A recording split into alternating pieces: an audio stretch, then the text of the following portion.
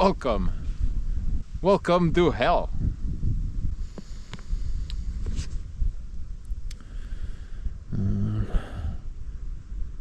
Yeah, I'm just waiting for my hoe to arrive. And no, not the illegal kind.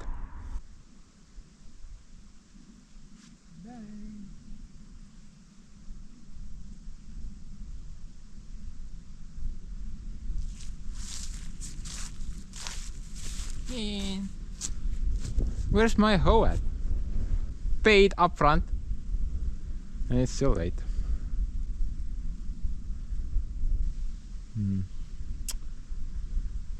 Well, maybe she will be here soon. Let's wait a bit longer. I'm gonna go poop.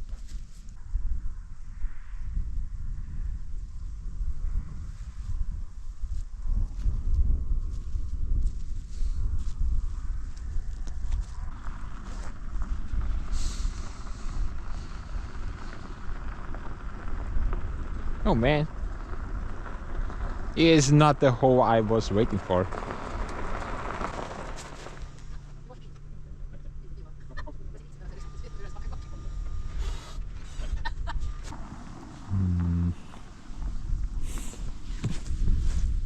While I went to the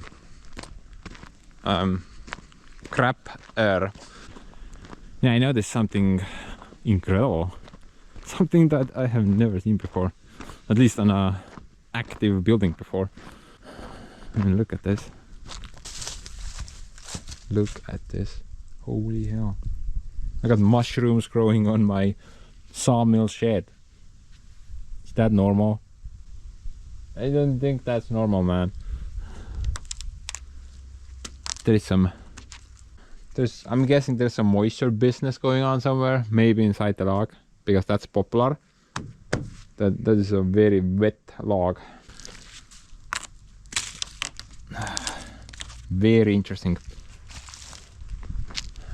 I'm betting that mushroom is not edible as well.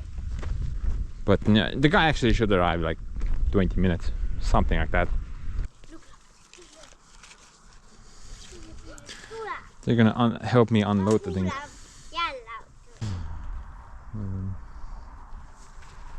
I think it's there. Yeah. Yeah.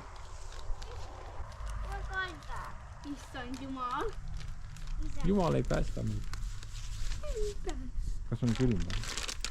Muidugi on! Haluaisin kannella. Puhutaan. Tulge tee pealt ära nüüd. Siiapoole. Veel rohkem siiapoole.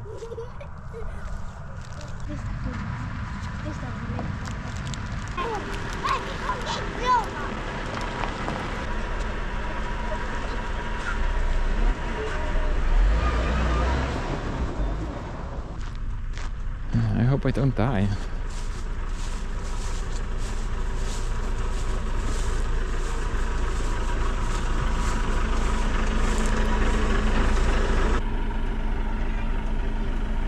What have I done? This is not normal.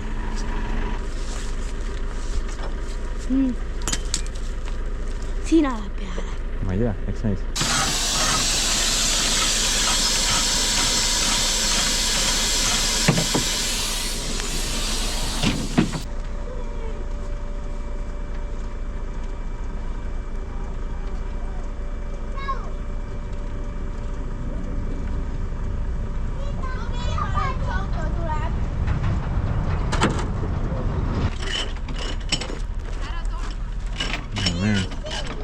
Super sister seems pissed. Or maybe not.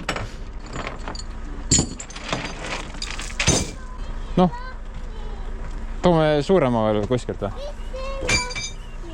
Äkki aisa on. Tere! Tere! Kui vaja. Need läheb suureks, mänguasjad läheb suuremaks.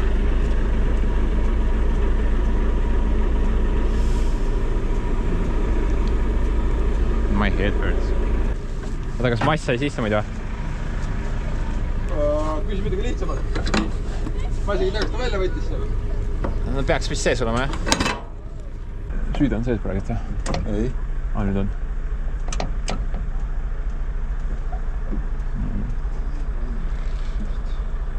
see on käsigaas, okei . Käsigaas, jah .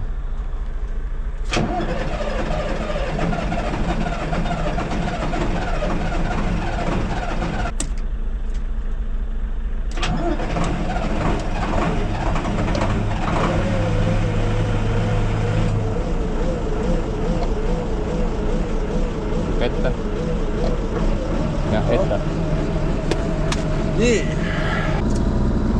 vaatame juhtme enne sellega . Need kaks on jah . Üks on siis edasi, teine on tagasi. jah, kui oli siromant, võtta välja kumb praegu .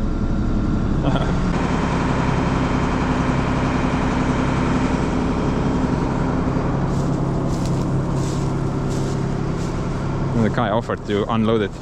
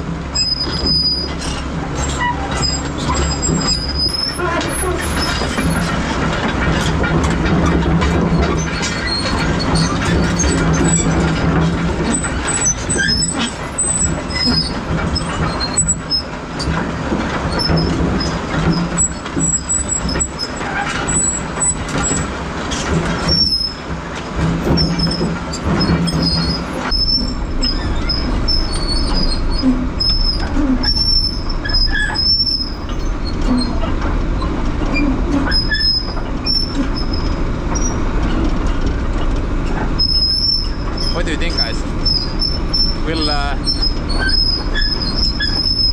Kirovets be in a shock? Maybe they will team up now. Yeah. Look at the size of this thing. Holy hell! What have I done? This is not very good.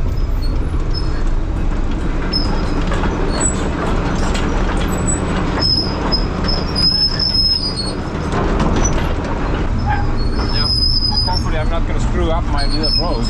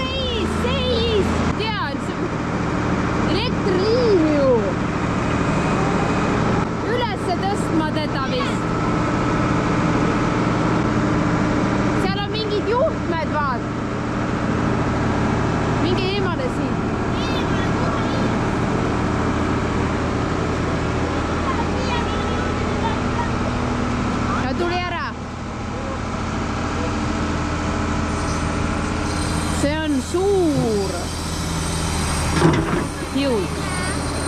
See on väga suur. Sellepärast vaata, kui madal on liin. Ma räägin, see elektriliin jääb ette siin igale pool. Ma räägin, et see elektriliin hakkab siin segama siin ühelt maalt. Kui see oleks veel edasi läinud, see oleks puruks läinud. Jaa, et sa karjusid, sest mina ei näinud. No, lood, tümakas see on. Ei vist ei juhtunud midagi, ma arvan. Holy hell, man. This stupid power line, I'm gonna destroy this power line one day. I just couldn't see anything. I'm not sure. Maybe something broke. Just gonna quickly check. Please be okay. Please be okay. Oh. Looks like I only just pushed it a little bit. Good thing Super Sister was screaming at me. Stupid power line.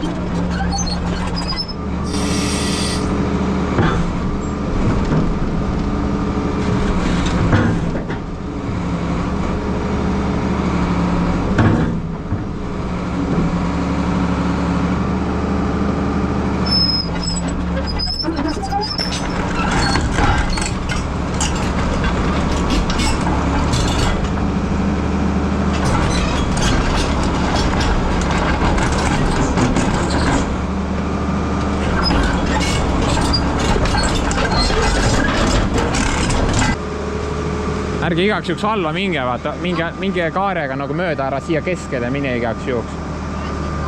Ära sinna märja koha peal. Ma panen ta siia, siis keegi ei näe seda, vaata vähemalt. Keegi näha ei või. No. See on ainuke kõige ilusam masin, enne peida see too roostes pann ära. Mis roostes pann? Lillepeen võib-olla see on. Panen natuke värvi peale. See on kuradi, näeb normaalne välja. See võiks olla lillepeen. See on hästi jube on sellega sõita, vaata. Sa lihtsalt nagu sõidad, siis mõtled, et kurat, mis maja ma pikali lükkan põhimõtteliselt, vaata. Panen ta siia kõrvale ära, et minge natuke eemale siis.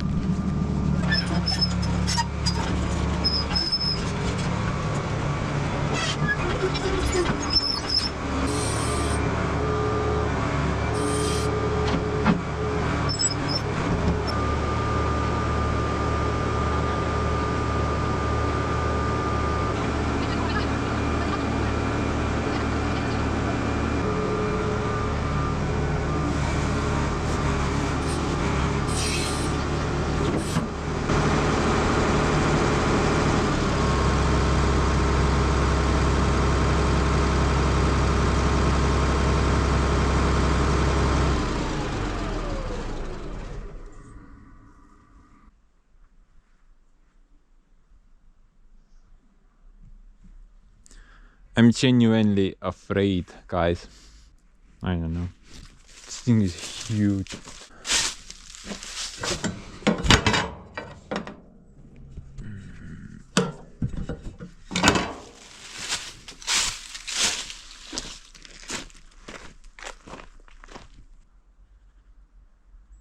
This thing is scary. This thing is very scary. Well, maybe I'm afraid because of the power line, which I almost knocked down. Look at it, looks like I only just slightly drove against it, and you can actually see that the power line is it's not straight, it's very... it's not straight. Don't know the word there. So I just kind of pushed it a bit further. Luckily, Super Sister noticed it and immediately told me to stop. This could have been pretty bad. Yeah, it's pretty expensive repair that. Because I'm not the only person on this line. There's actually maybe 4 or 5 more households on this line. It's not just me. But And before we dive into that, let's check out Supermom's reaction right now. Issand jumal, see on lausa maja kõrgune. Mis see veel on? Redeliga lähed nüüd ülesse või? No seal midagi lekkis üleval, ma ei ulata sinna väga. Issand. Mina ei jõua, saaks pealegi minna. Peab siia, siit läheb peale või? Ei ulata peale istumagi. No jah. Kus on kõrgus? Kus on... Kas see, need on metallist need õudne? Mis ta sellega tegema hakkad? Ma ei tea. Kraavi kaevama või? Uut maja ehitama? Ega see ongi maja suurune juba ju. Jah, võib sees juba elada. Jah. Diiselahi sisse ja ma kolin sinna elama. Aga väga ilus on. Huvitav, Anneli ütles sama asja. Ta ütles, et see on ilusam kui mu muud pannid. See on nii võimas. Sellega näiteks läheksid sinna soo äärde kraavi kaevama, siis on varsti kaevatud. No see on vist rohkem järve kaevamiseks mõeldud. Ma mõtlesin, see kraav on ka nagu järv, eks ju seal. Yeah. Sa teed nüüd uue... Supermom likes it. What? I thought she was gonna kill me. Meeldib või? Väga meeldib. Ma toon teise veel siis. Ruumi jagub. Kui ainult rahakott vastu peab.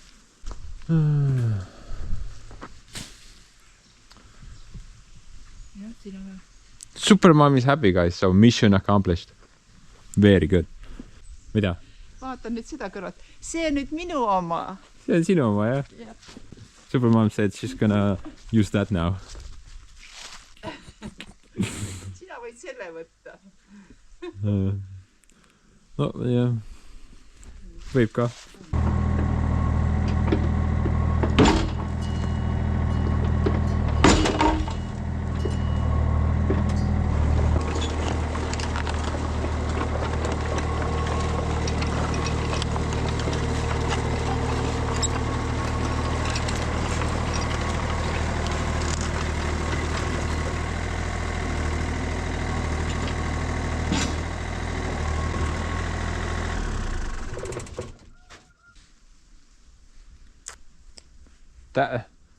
That's not normal, man. Look at that. Holy hell. That thing is huge. What have I gotten myself into? I think I already said that. But holy hell. Why did I buy it? You guys are probably wondering, hey, what's wrong with it? Yeah. We'll get to that in a moment. I'm just admiring the view.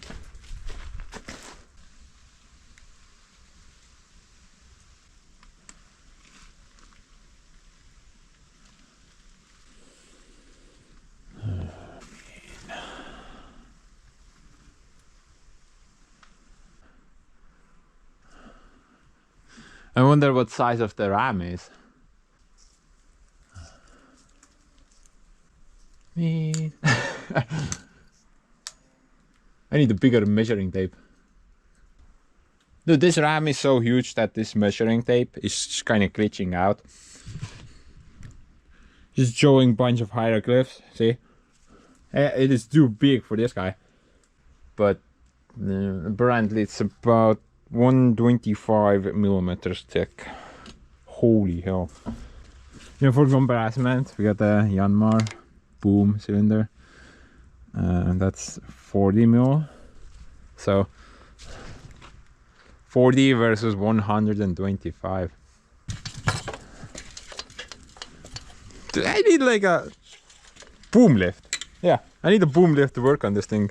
Currently on a ladder, fully extended out. By the way, that's one of the problems. Yeah. Look at that meat. There's a lot of meat on this guy.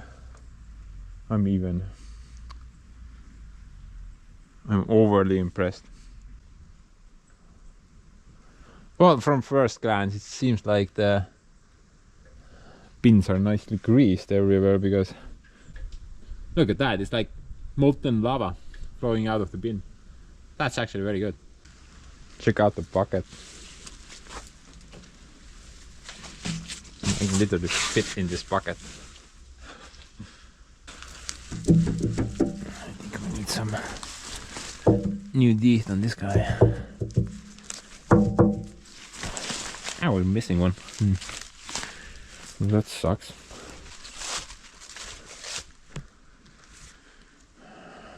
Oh, it has like a quick attachment? What? I had no idea. Wow. Oh, and it's probably hydraulically controlled, right? You got some hydraulic lines going somewhere inside the block. CSC. Dude, I know that company. They actually make pretty good buckets and stuff like that. That's a well-known brand, right? Obviously, it's been modified to some degree, but still, I think this bucket is just completely solid. Access denied.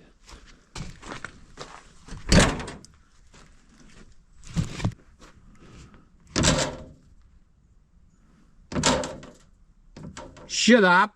I'm trying to admire the view here. Volvo. Thing has a Volvo engine on it. That's pretty solid, right? But yeah, there's a problem there. This seems like a pretty interesting design.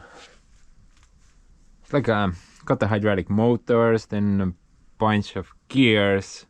I'm guessing they're gearing down. Seems like a very interesting design.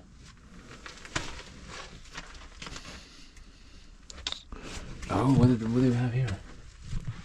Dude, look at that. Holy hell. That is not good. Hopefully finding new hoses for this thing is not going to be an issue. I know that John from Farmcraft has some issues with his large March. The hoses that are on his excavator, they are not in production anymore, and he has to like come up with clever ideas how to fix stuff. Hopefully we'll do the same thing. Sadly, I'm not a very clever dude.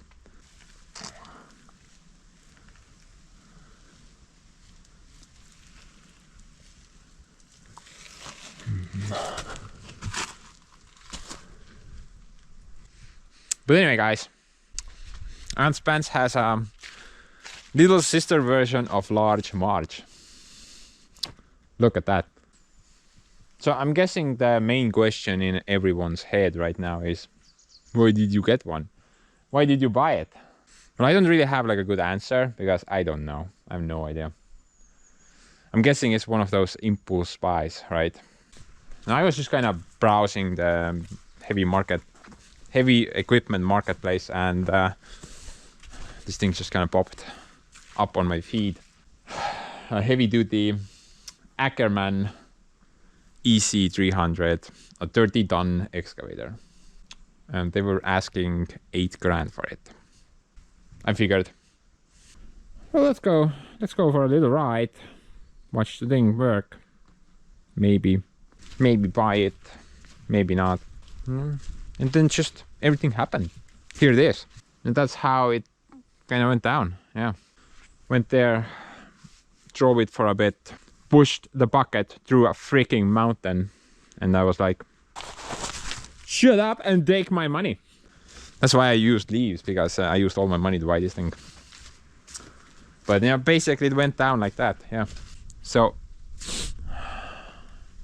what's wrong with it? Why was it on sale for so cheap?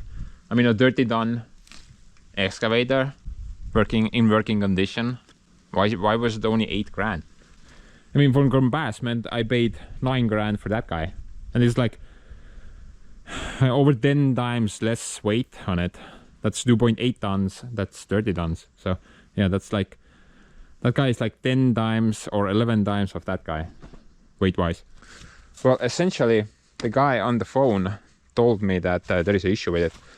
But you know, when I got to the quarry where this thing was working, I noticed another problem as well. But let's talk about the more concerning problem, I would say. Basically, it has something to do with the engine. And it's not very good. It's not very good at all.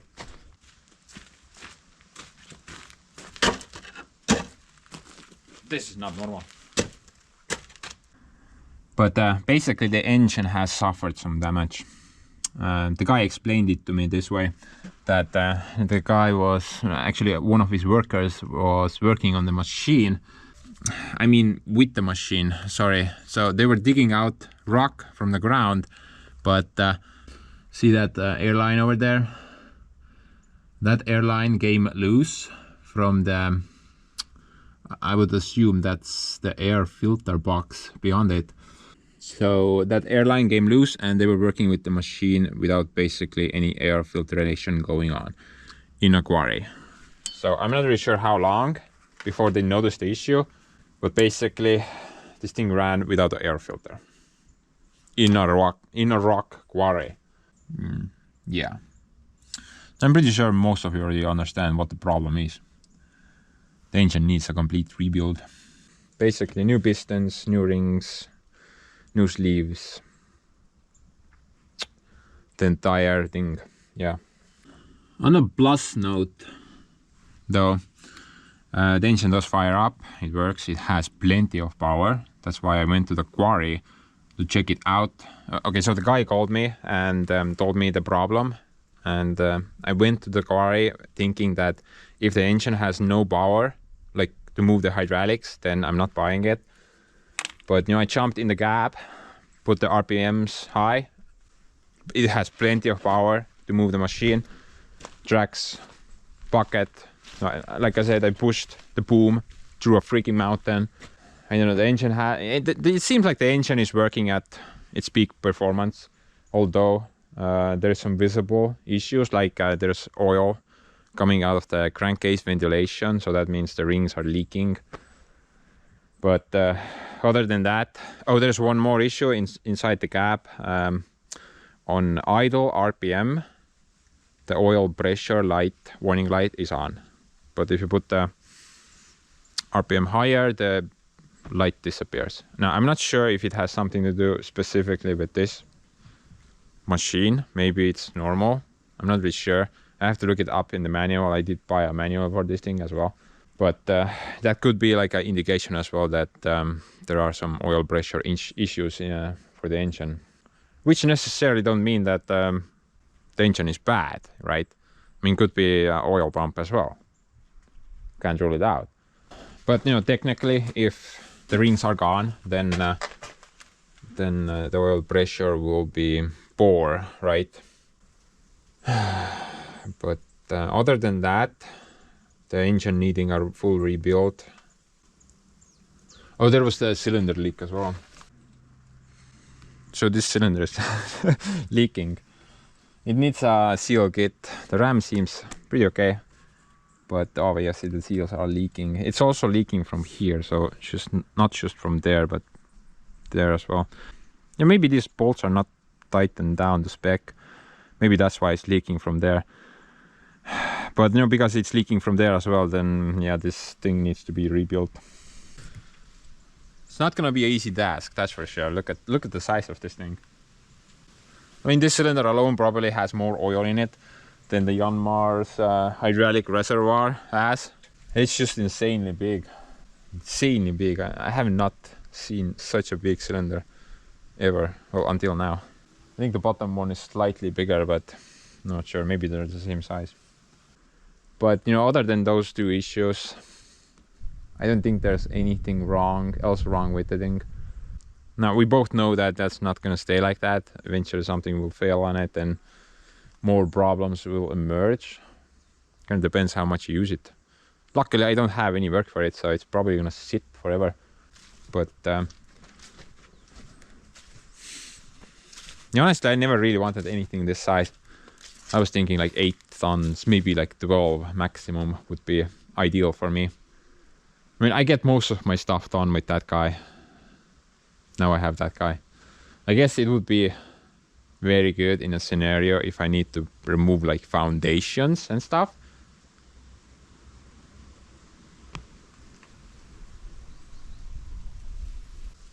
Oh look! Foundations!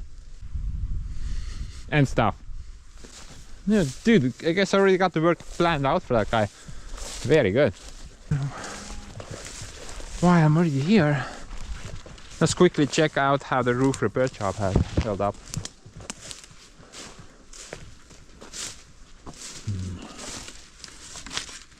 Ooh. Soviet chair. Still useful. Ah, look at that. Very good. Everything's dry inside. That's very good. I haven't done an update about this, right? So I might do it right now. Okay, gonna do it like a quick update. Basically, the property that I got, I own 50%. The other 50% is owned by another person. And that person refuses to sell, split, or do anything on the property. Plus, he's ignoring me as of right now. So the situation is kind of foobar, and I'm guessing that's why the previous owners didn't do anything on the property, because of the other guy refusing to do anything. So basically, can't do anything. Have to take the guy to court, and then the court will decide what to do. They will probably forcibly split the property between the two owners. But, you know, that's hassle. You got to go to court, do a bunch of paperwork. I don't even have any paper. I always use that to start my fireplace fires. But no, I guess that was the update. Yeah, pretty simple update. Hope you get the picture. Let's go back to the Äkerman.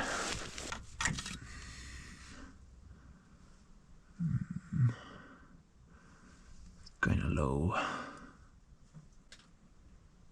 Sure.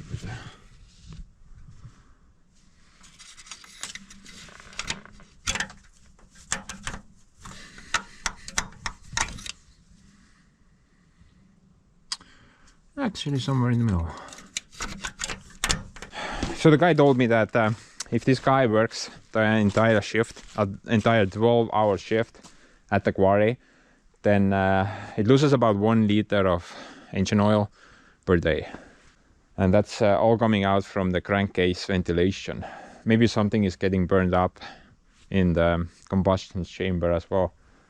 But most of it is coming out through the ventilation tube. And while the thing is sitting, it's not leaking any engine oil. At least it's been sitting here for like 2 weeks now, and I don't really see any major bottles under the machine anywhere. Like something is coming from here, but I'm not sure what that is. Probably water. Kind of looks weird though. No, that's water.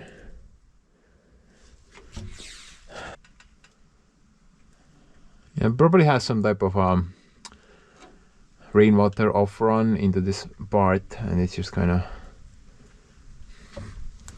leaking down from here. But yeah, major leaks apart from the cylinder, I just don't see any. Now about the engine situation and what to do about it. Obviously you need like a rebuild kit, and surprisingly it's not really that expensive. I mean, it's about 1,700 bucks, less than 2 grand. The job on the other hand is pretty huge, and I have never taken an engine apart, so for me that's even huger than huge. Probably not that hard to experienced dudes like yourselves, but for me that's something new. Now currently I'm not gonna tackle the engine, obviously. I mean, take note of that guy. Basically old blue. Ever since I've had it, there's engine oil leaking from the crankcase ventilation. And that has been the case for 11 years now. Yeah, I've never fixed it up yet.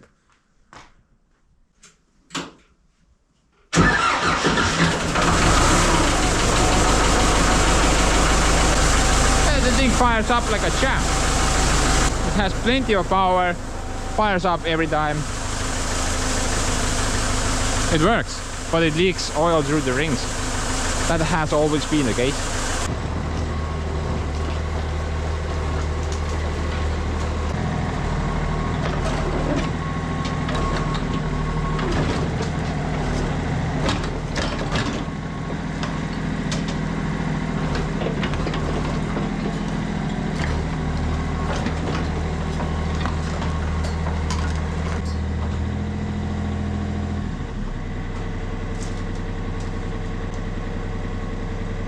For the Yanmar actually, it's not that bad, but still.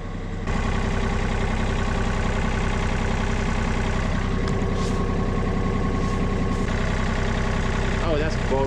What? Oh, here we go. Look at that.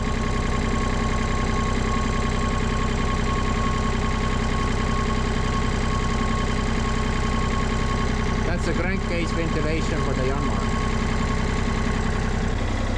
Basically, it's been smoking the entire time ever since I got it, but everything works, so I haven't really bothered to deal with it.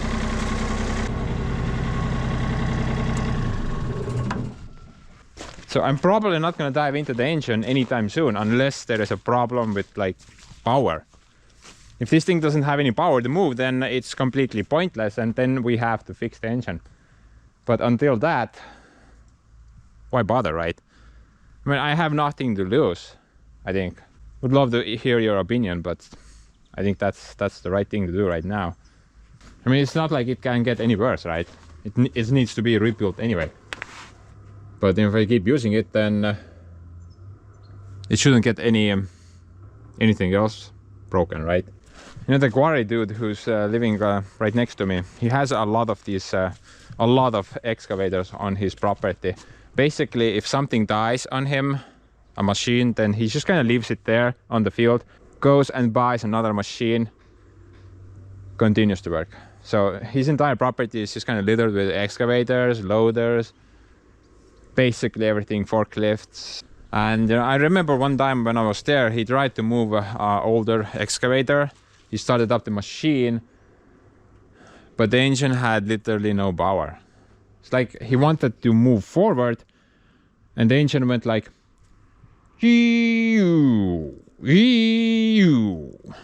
something like that. The engine had no power to move the freaking hydraulics whatsoever.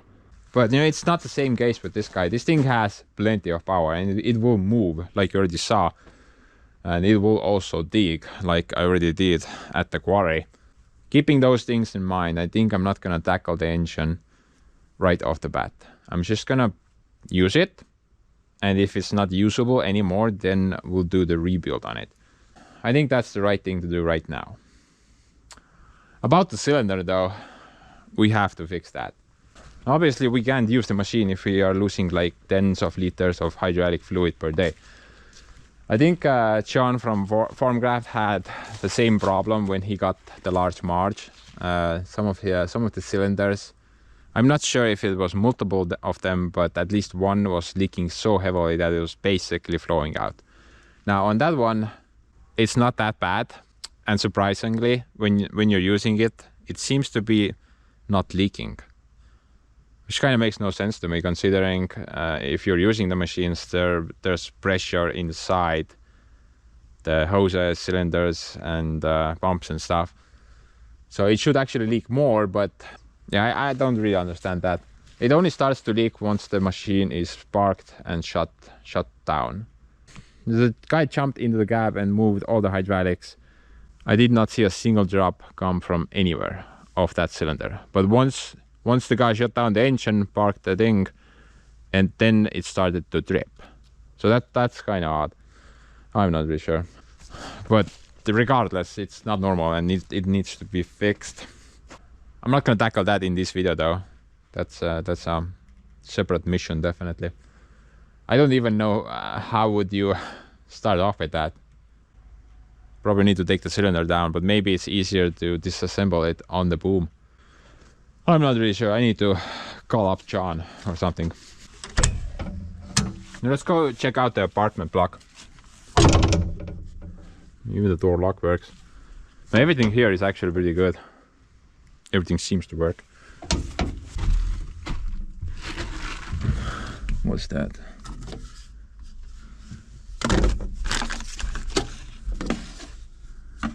Why is that thing on? Did you leave the mask on, you asshole? Nope.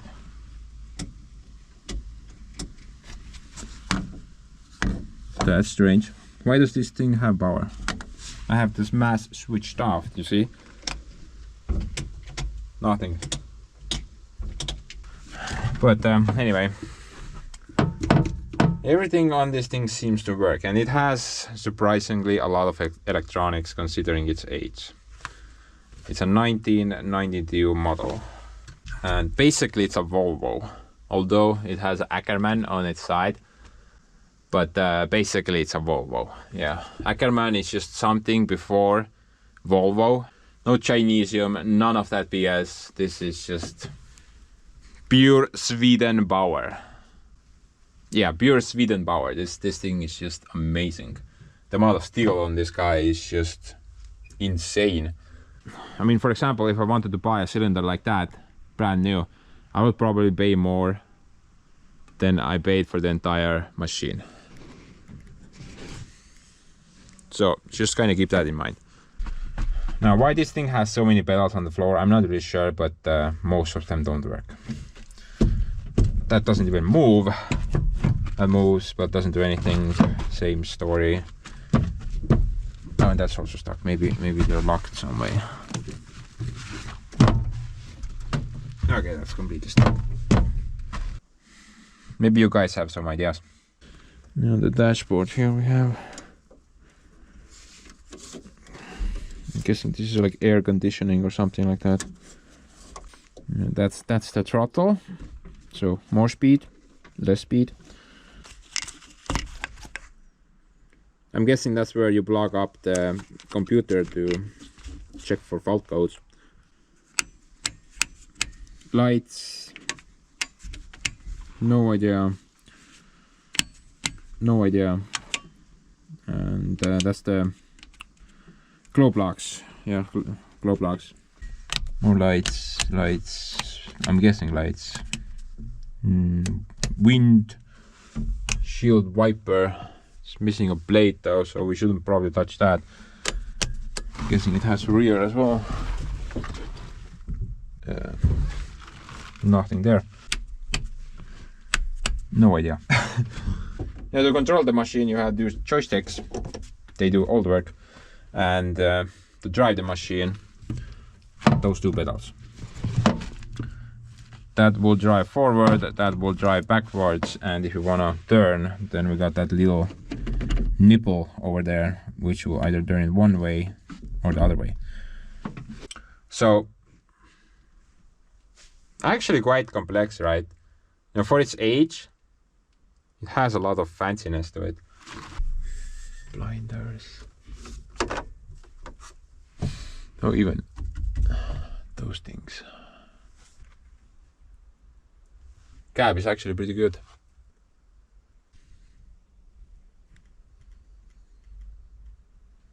Sweden power.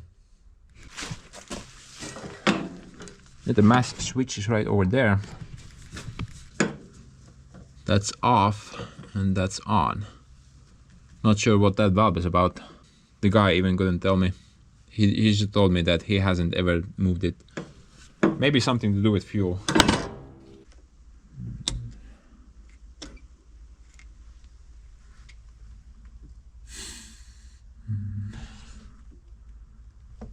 Bunch of stuff. Battery, engine oil, pressure, something to do with coolant, hydraulic fluid, I'm guessing. Maybe that's low, we need to check that. Glow plugs, and no idea. Looks like fuel is low as well. So we should probably check those two before we actually try to move the machine again. Okay, so I've had this for about 2 weeks now. Looks like there's just a little bit on the bottom. Maybe about half a liter, maybe a bit less. So it doesn't really leak that much. It's not as bad as large March was.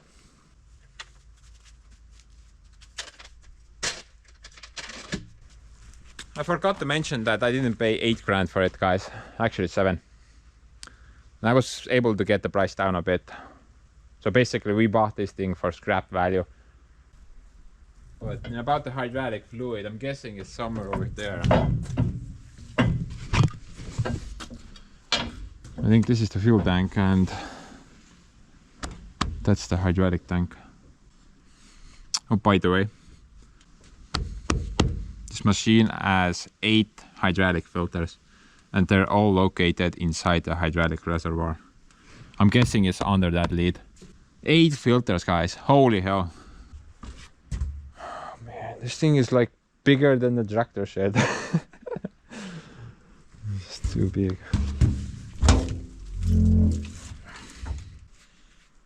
That's genuinely scary, honestly. I'm thinking if like a single hydraulic thing broke on this guy, then it's not worth fixing. Literally. So probably have to keep that hydraulic fluid constantly checked. Don't wanna run dry. Definitely not. I mean, just look at that mess. Every part here probably costs like 10 grand if you wanna either replace it or repair it. Probably even more. That's very expensive stuff.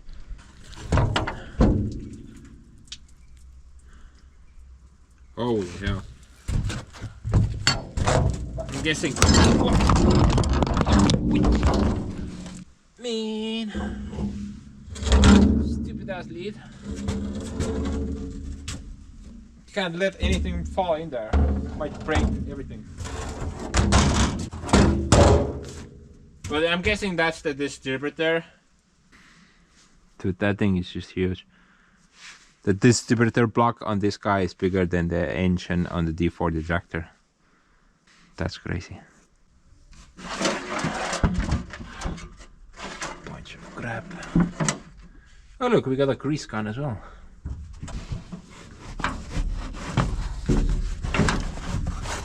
What is that? Coolant? Huh. I think this is hydraulic fluid. Oh, look at that. Nice clear hydraulic fluid there. Grease gun.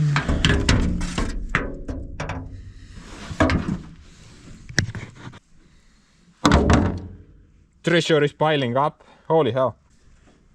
What else can we find? Always wanted one of those. Coolant. Grease. Full tube. More. Yeah. 3 tubes of grease, guys. This investment is starting to pay off.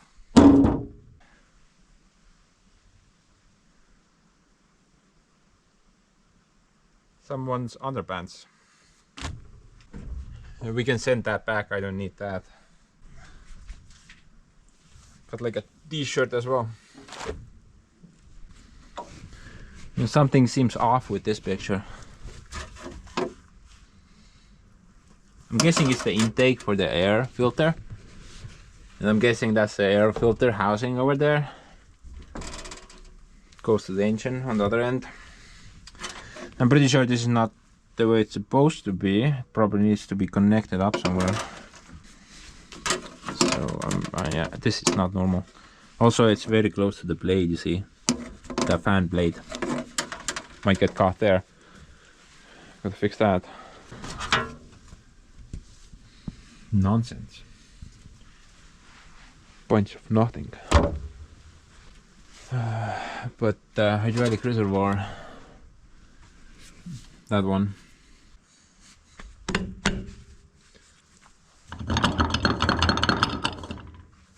Currently I'm not really sure how to add oil to this guy. Well, there's like a giant tank from there to here, that wide, and then there's a wall between the 2 tanks. I think that side is for fuel, this side is for hydraulic fluid. Oh, by the way, Now if you want to add more fuel to this guy, there's like two options. Either you,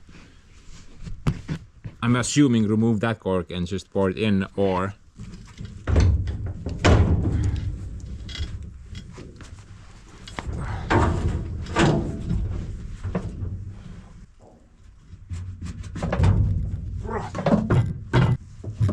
I'm not sure where the guy put it actually.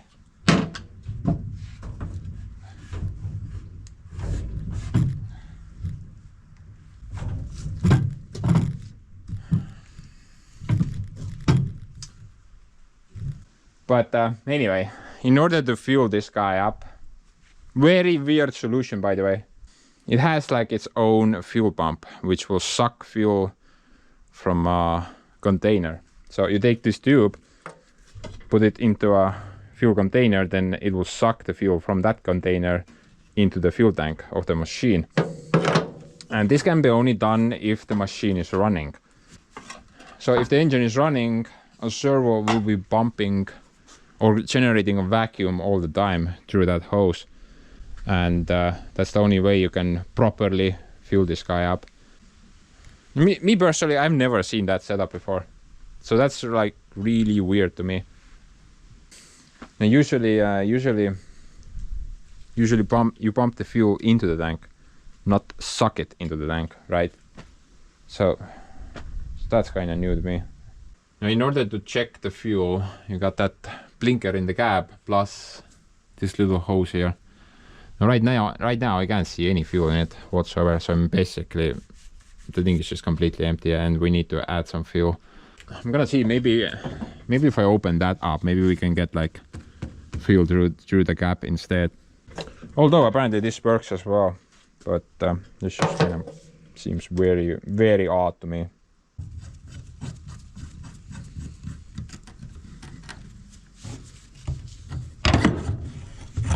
Okay.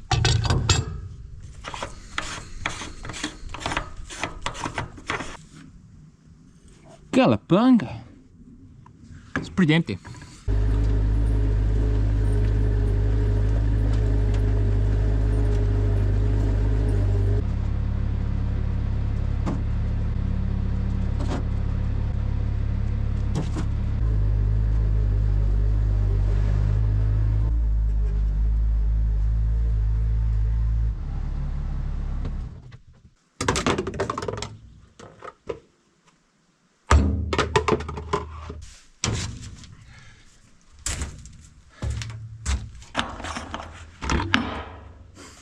And later I'm gonna try out the vacuum pump thing, see how that works. Currently I wanna make sure that I don't run out because I'm basically running on fumes at the moment.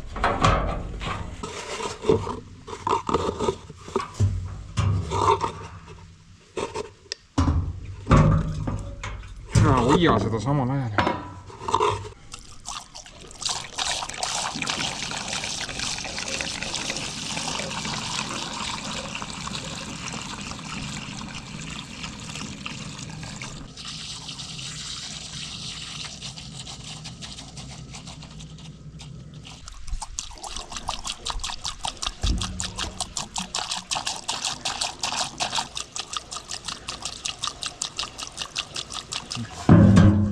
Ilmanik on iste.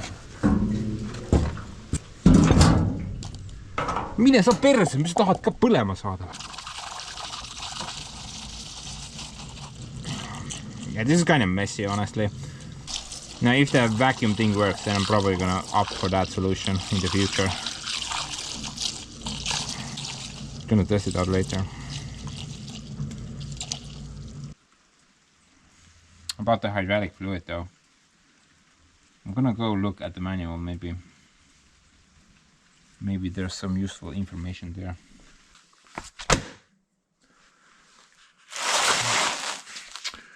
Volvo service information.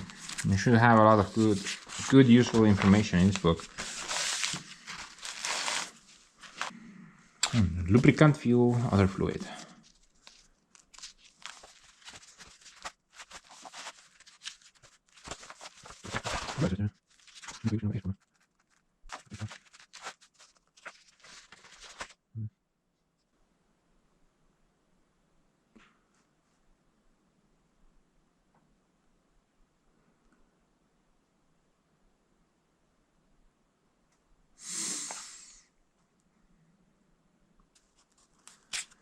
And this part only talks about filtering the system. And after major work on the hydraulic system, for example, work on the valve block, the oil has to be filtered with an external machine. But it says that remove protective gaps A and B from top of the hydraulic tank, connect the suction line of the filtering unit to connection B and the return line to connection A. So technically hatch B should give us access to the hydraulic tank. So we could add oil through that technically. But then before we go do that, I'm gonna keep searching maybe.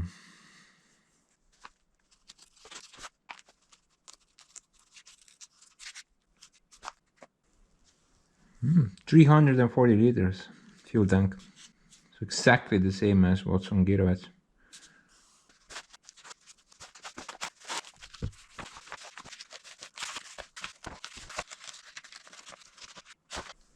Honestly, this thing's not very useful. It's like a bunch of nonsense there. It's technical data more like. It's not very helpful.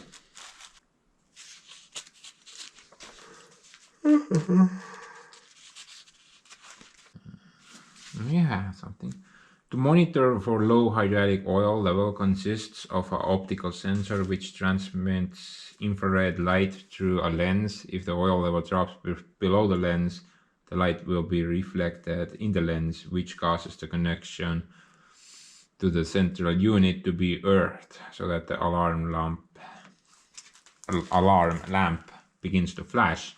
For checking the level inside the tank, there is a glass gauge on the outside. Well, okay. How do I add more fluid? Doesn't say anything about that. Got something about the engine oil though. Might be interesting. Low oil pressure is indicated by an illuminated symbol, flashing alarm lamp and buzzer. If the engine speed is below 300 RPM, only the symbol will light up. So if it's running at very low RPMs, the symbol will light up, according to this information. So I don't get any buzzard sounds or flashing alarms. I just have that symbol, and if I put RPMs higher, then the symbol disappears or goes out. Maybe that's normal then. I'm not really sure. We have to check that later. I mean, honestly, this piece of paper is very useless. To some degree, I mean, for example, it doesn't have like any diagram where the grease fittings are even located on the machine. Like, I have no idea how to even grease the slew bearing. Service information. It just kind of stops at page 134. I know, it seems like it wants to keep going for some reason. Wish you could like review the manuals before you actually buy them, because this seems not very useful. Okay, there's some information in it definitely, but not the stuff I'm looking for. Okay, let's take off the blind flange A, because apparently that's for the return line. So that should be connected to the tank oral, right? The one close to the breather thing.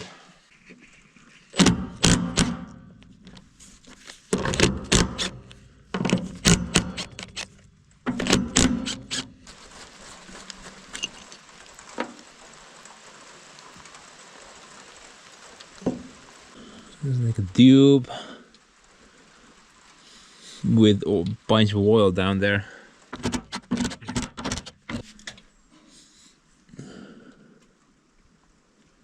Okay, this seems different.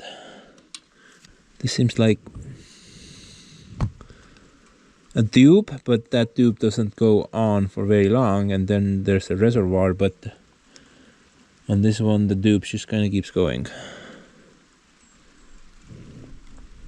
I think I need to put it through that hole.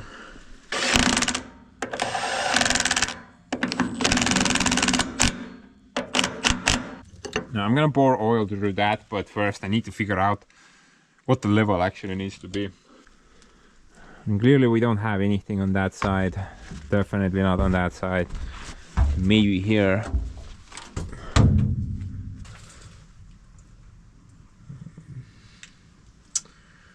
No, I don't see anything.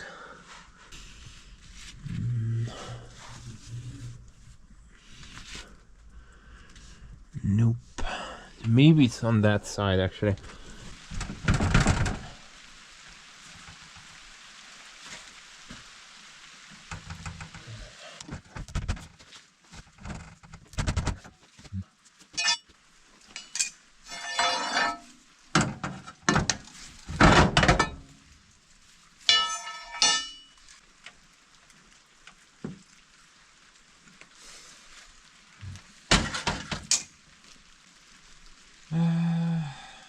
Looks like we got some type of a hydraulic pump here.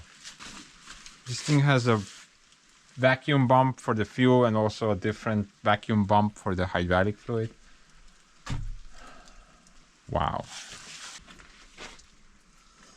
I'm guessing it's some type of suction pump to refill the hydraulic system. And maybe you just need to hand crank that.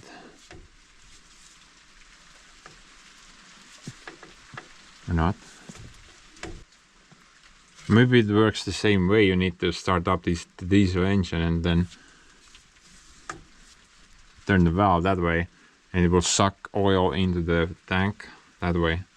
Looks like we got some type of a tube here though.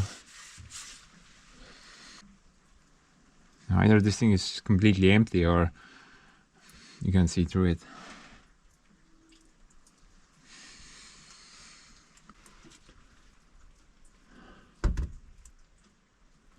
Oh look, it has like a small little cute turbocharger on it as well. This guy has nothing on the gearbox though. That thing is huge. Just a tiny little dirt. Looks like we got some type of pump housing or pump gearbox connected up to the diesel engine. And then we have servo pumps connected to that housing. At least 3. These are probably very expensive, high capacity, high flow rate pumps, right? And they have to be in order to move those giant cylinders. Hopefully they will never go bad. I'm not 100% sure about this setup though. I'm pretty sure it's meant to refill tank, but I'm not really sure how it works. Because this is just a valve. Seems like it's just a valve. Maybe the suction device is somewhere else that's generating the vacuum. And you're just gonna flip the valve. Put it somewhere. And then you're refilling the tank. Yeah, I'm not really sure about that at the moment. It's most likely the case, but I'm gonna start filling from B and A, and we'll see if we'll see anything on that tube. Right now there's absolutely nothing. Maybe it's just that empty. I mean, we can do a little rot test, I guess.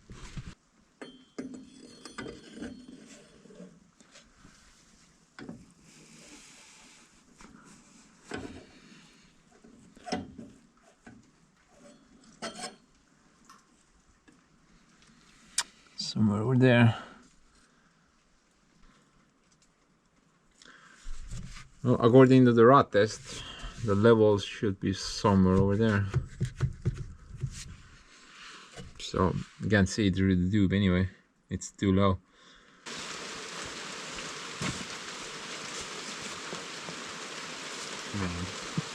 Yeah, I'm gonna pick this up tomorrow. This stupid ass weather is not letting me do anything. See you tomorrow. Ooh, it's much better.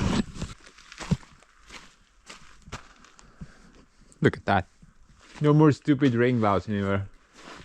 Pure awesomeness. This is so good.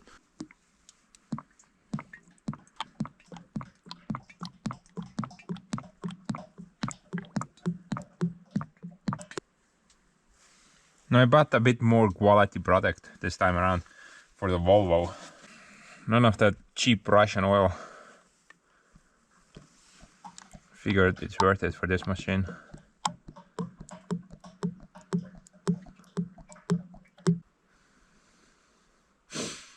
Look at all the bubbles. So nice.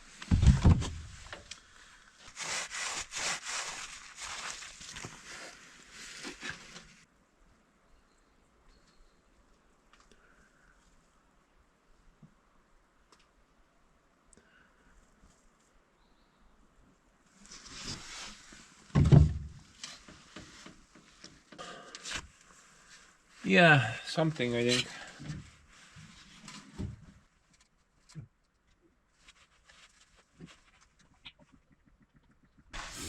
I'm not sure where the level needs to be. I'm guessing somewhere in the middle, but no, I don't have any more oil anymore at the moment. Well, I do have 20 liters of that Russian-made hydraulic fluid, but no, I don't want to mix that up into that system. Don't want to take any chances. The hydraulic parts on that machine are just crazy expensive. I'm gonna grab the canister that came with the machine and go buy some oil.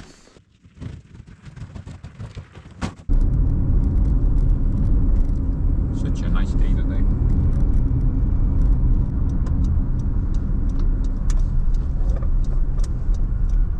This is the place I buy all my liquids. Beer not included.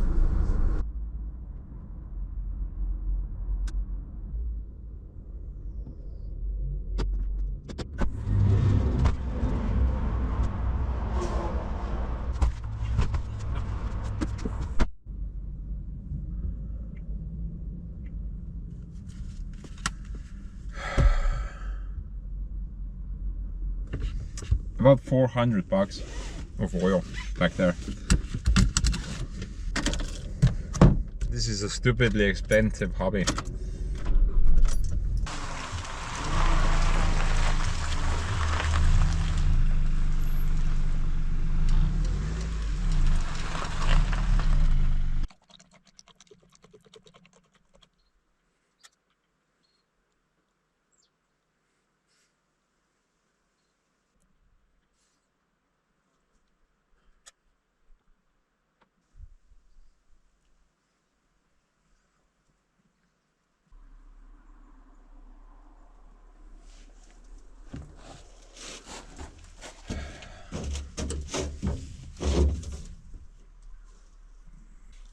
It looks like we're somewhere around halfway point right now. And maybe let's check it out from the cab if the light is still on or not.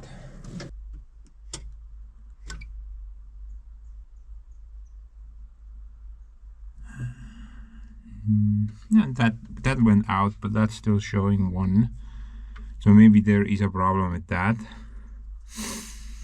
Pretty sure I added some fuel there. But you know, at least the hydraulic light went out. Now we'll check the filters later. All 8 of them should be hiding under this cover, I assume. And there's like a separate filter for the breather gap as well. Definitely have to make sure that that's not clogged, right?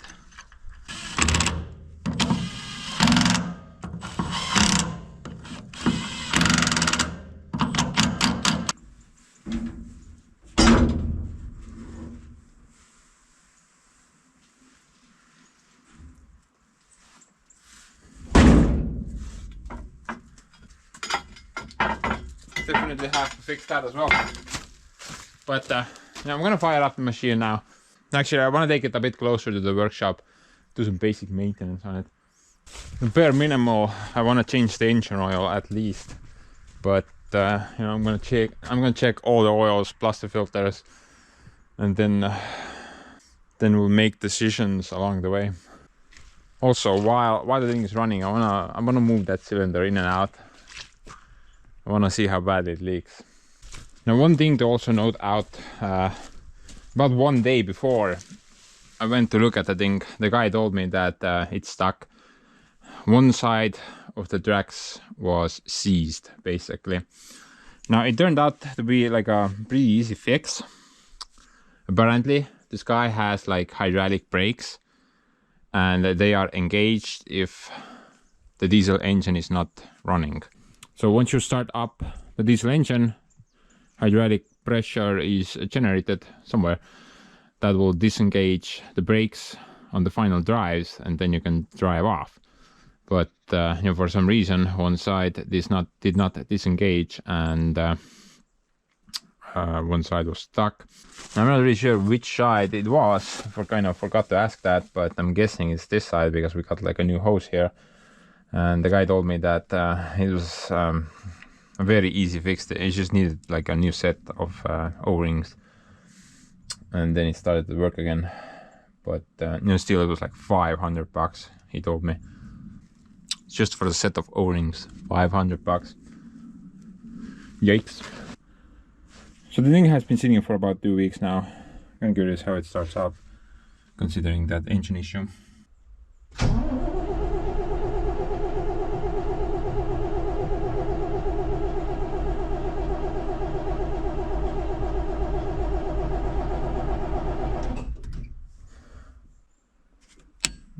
No, not that.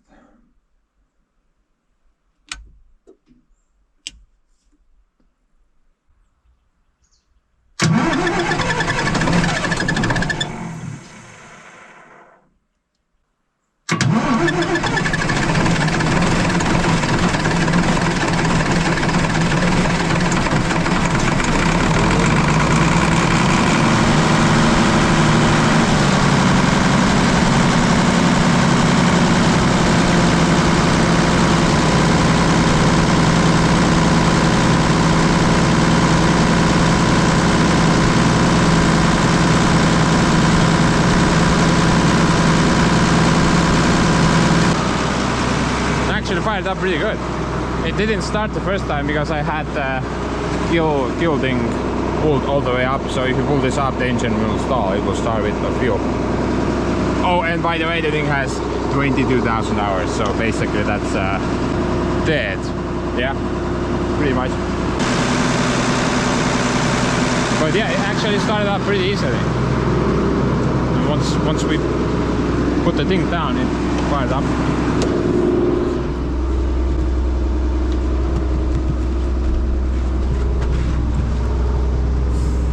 Also, right now we're at 400 something RPM, and there is no oil pressure warning. But you know, let's go a bit lower. The book says that around 300 you're gonna get that warning light. Stupid error code. Oh, there we go. Yeah, I can't see the RPMs right now, but the warning light came on. Yeah, around 300, yeah, I would say. So that's correct. Maybe it's not a problem, at least according to the book, it's not a big issue. So perhaps the engine oil pressure is okay.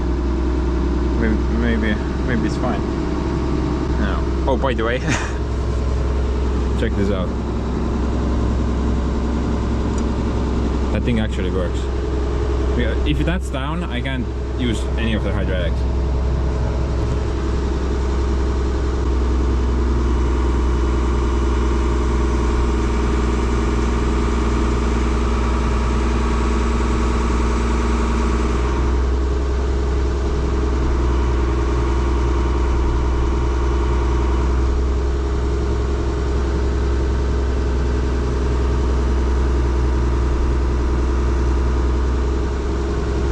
So huge.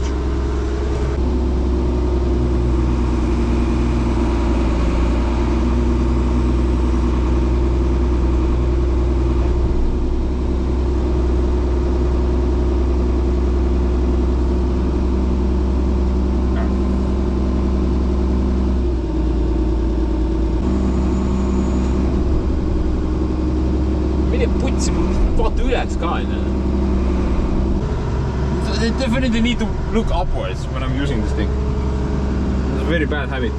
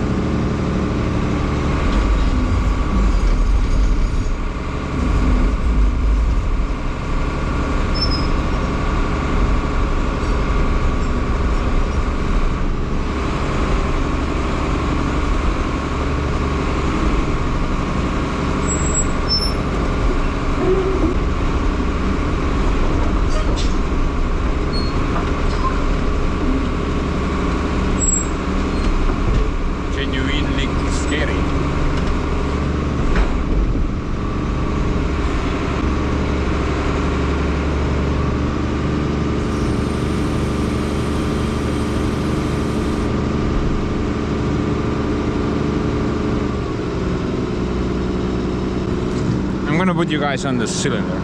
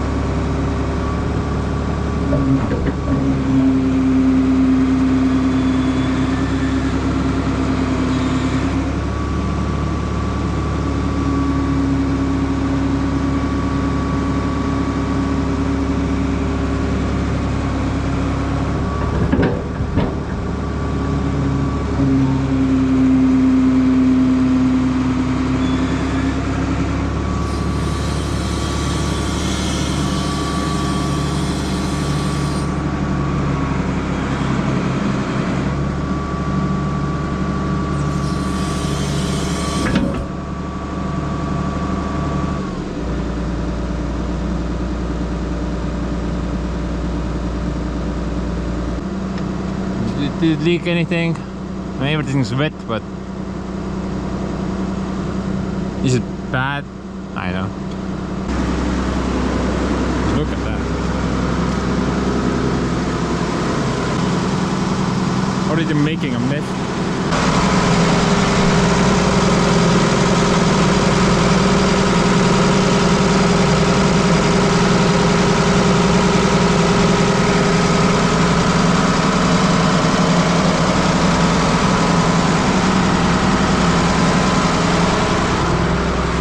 Yeah, about the same as Janmar.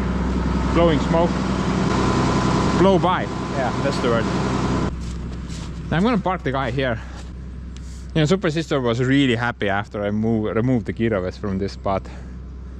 And I think she's gonna be even happier once I park the Volvo here.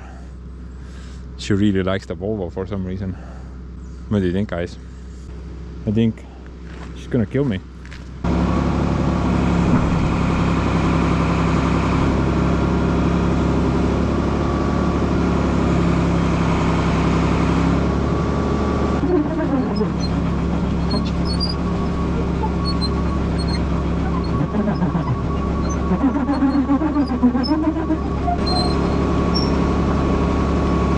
Before we do though, I wanna check out. Let's do like a quick bucket scoop.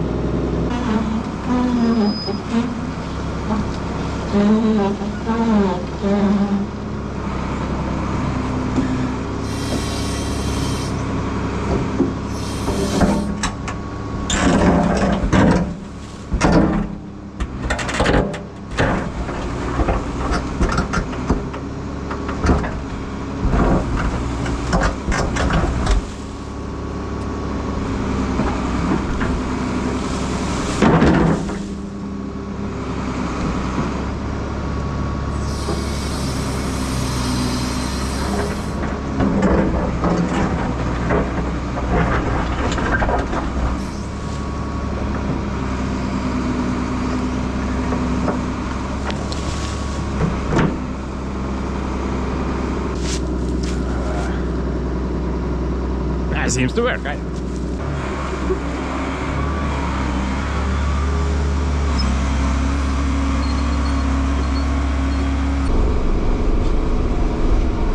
It looks like the engine temperature is rising, so that thing works. Pretty sure that's the hydraulic fluid temperature.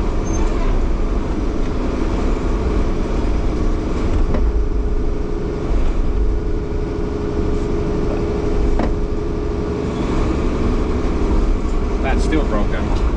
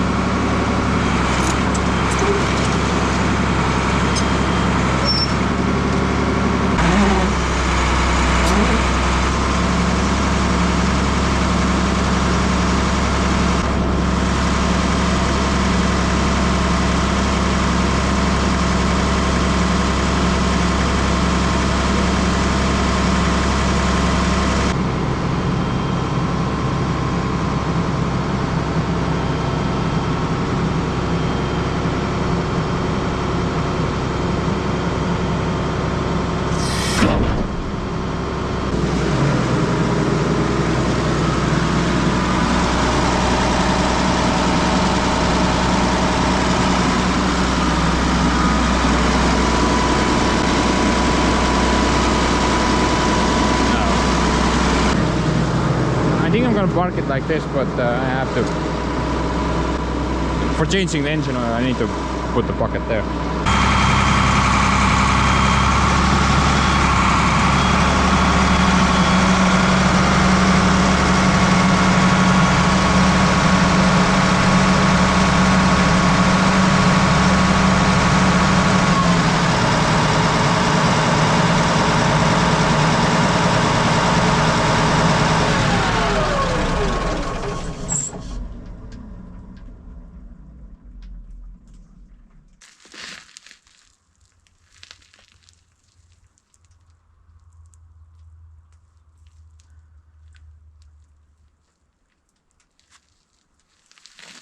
This part seems to leak a lot. The guy told me that it leaks from the breather tube, which is over there, but actually leaking from here. Maybe something isn't strapped down properly. Is this for the engine oil? I'm pretty sure this is for the hydraulic fluid. But why is it black? Okay, so it's definitely engine oil, but it's coming from up top. That's dripping on this pipe and then creating that stupid illusion effect. But it's dripping from there. See, maybe the gasket on the oil pan itself is leaking. I can see that it's been basically RTV together, so it doesn't really have a gasket. Maybe that's shut. Yeah, look at that. Holy hell. Solid Sunday fixes. Now I have to confirm if it's coming from the pan or not. There's no point changing the oil if the pan is leaking.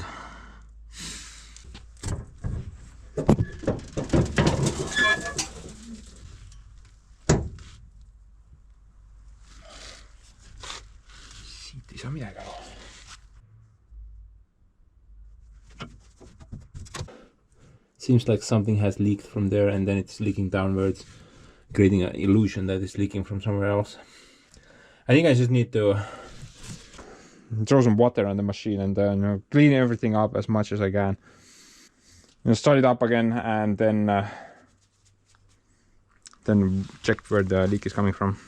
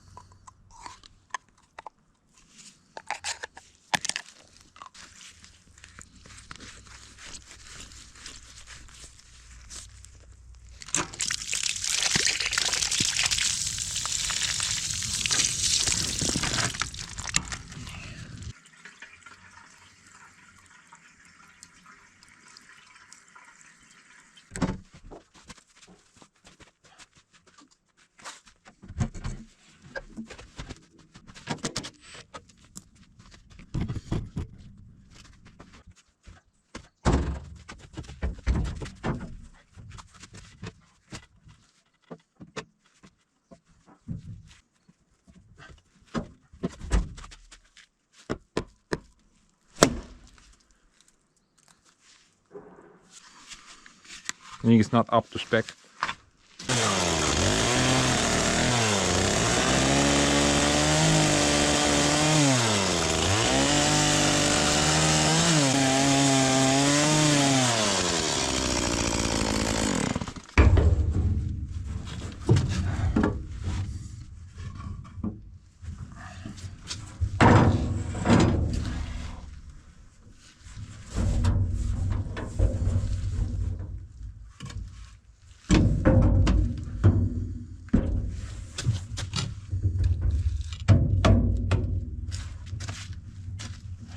That's an upgrade. Look at that. This guy has 4 batteries connected up. That's pretty impressive. I wonder what was here. Oh, maybe this is a grease thing, you know. Maybe this guy had like an automatic greasing pump on it, and that was the reservoir for it. Could be, right? Usually these types of machines this size have automatic options. Less downtime doing the greasing, I guess. Gotta earn that money, right?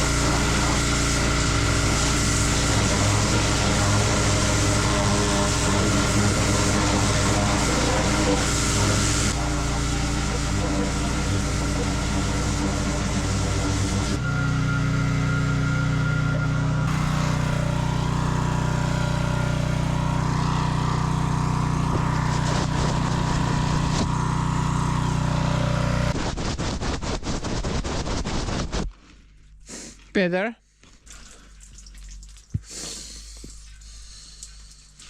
No, not really. It's still pretty bad. But we should be able to at least figure out the leak now.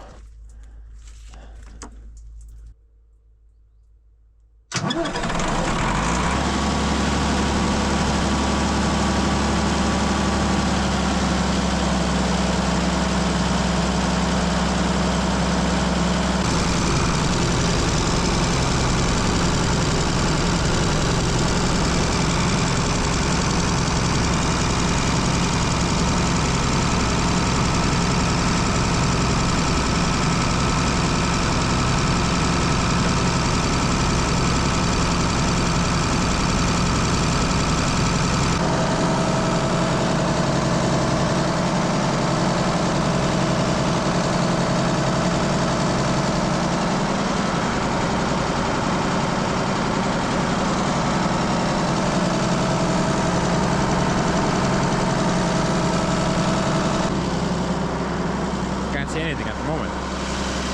I'm gonna let it run for a bit. Okay, so it stalled. Kind of trying to figure out why. It just kind of slowed down and then shut off. It didn't die suddenly. I'm thinking fuel, but that shouldn't be the case. I don't see any leaks though, at least around the oil pan. So if the leak is, it has to be coming from upstairs somewhere. Looks like something over there, but nothing major. But it looks like a lot more from there, perhaps. I'm not sure if you guys can see that. I think it's leaking through that cover. A little bit through that as well. But if that's the case, then we can nicely change the oil right now. We don't need to take the pan out, at least.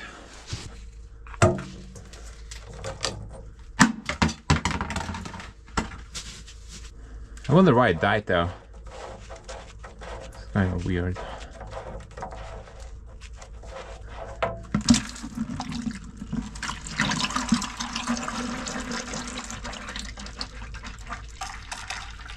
So much for my new gloves.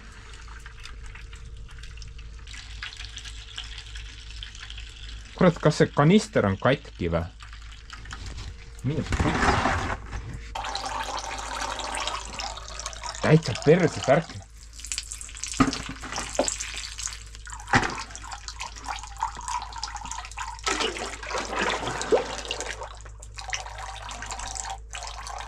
Katkine noh, putsi, ma ei tea mis.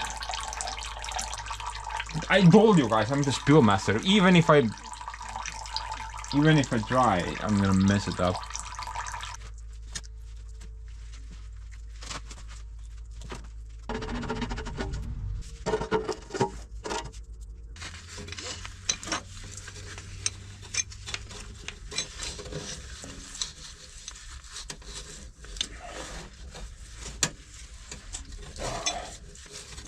Mis asja? See ongi kinni. Mida putsi? This thing was just on here like that. Maybe this would leak it as well.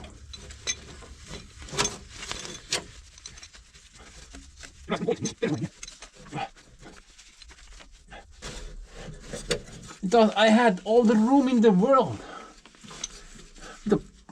Mis asi see meil seal? Millest sa kinni haarasid? See. Voolik ka veel.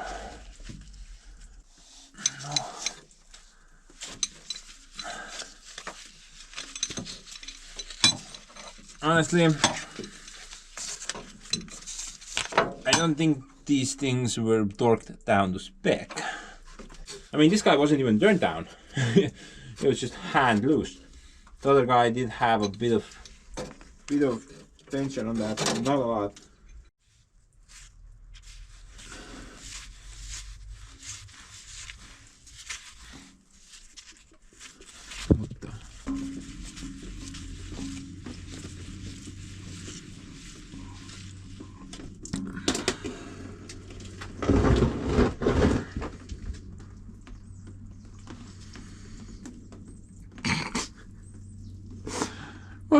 What happened to you?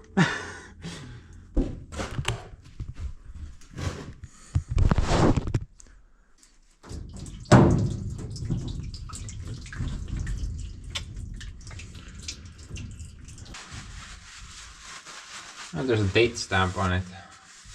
November 25, 24. So a year ago. Probably not necessary to change them if it's only been a year, but who knows how many hours on it. Oh, that's November, that's September. Maybe that stamp doesn't mean anything. About these two filters though, they're not the same.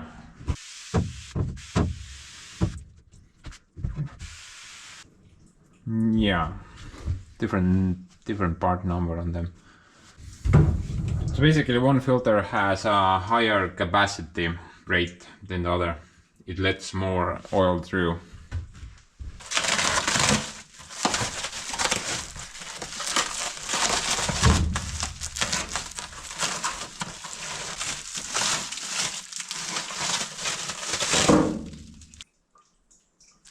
Okay, so that matches up with that.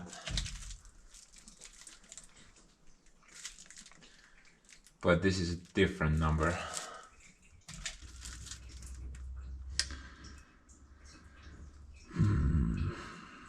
Well, this is the thing the guy sent me. I'm guessing it should work as well. Looks about the same.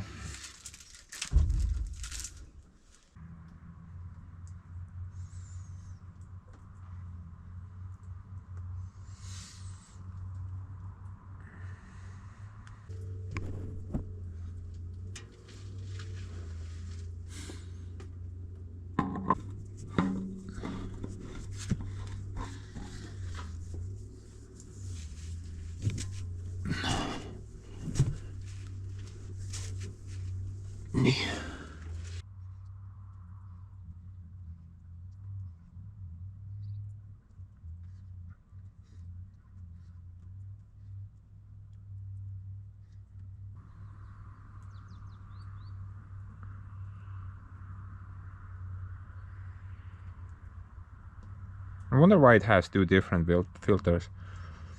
I mean, the same oil is traveling through it, right? It's kind of interesting.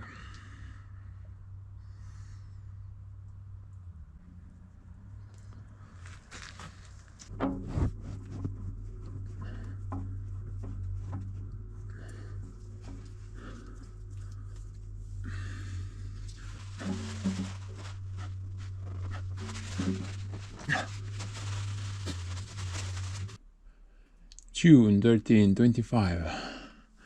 I guess that's the manufacturing date, not the installation date. I'm just gonna throw something here.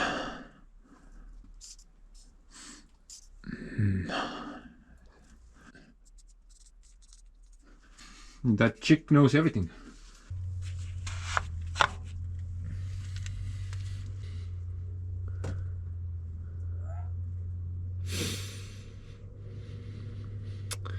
Now, according to the book, this engine should take about 26 liters of oil.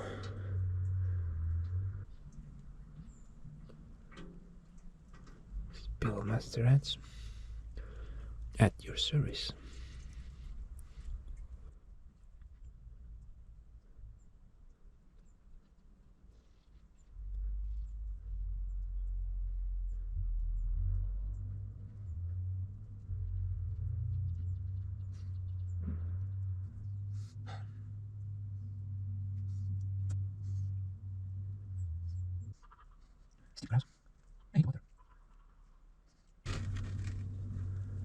But you know, to do like a little fun comparison, this guy has nothing on the K701. That thing takes only like 56 liters of oil, something like that. Oh man, that thing is huge. I mean, we really need to put double turbos on that guy, right? Maybe then we can hook up the BTO to earth, make it spin a bit faster, Seems like a pretty good plan. You know, maybe this engine has some type of safety feature. For example, if it's low on oil, then it will just kind of shut down. I don't think so though. That seems like a very fancy feature for a 92 machine. I haven't even turned it on yet and it's already black. Look at that.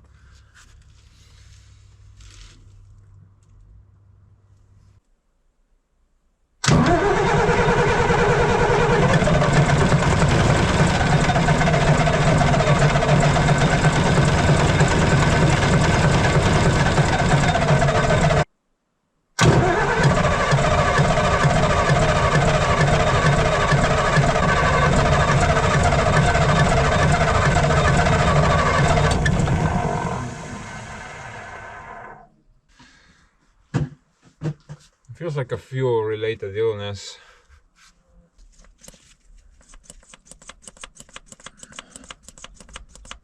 It feels like it's just pumping air.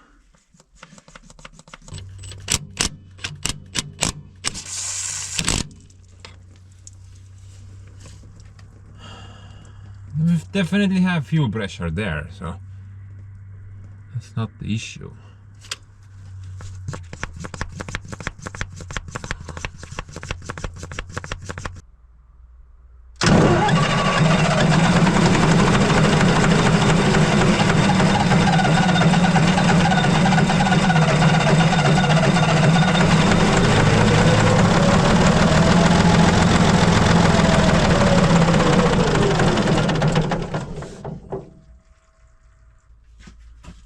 Some progress at least.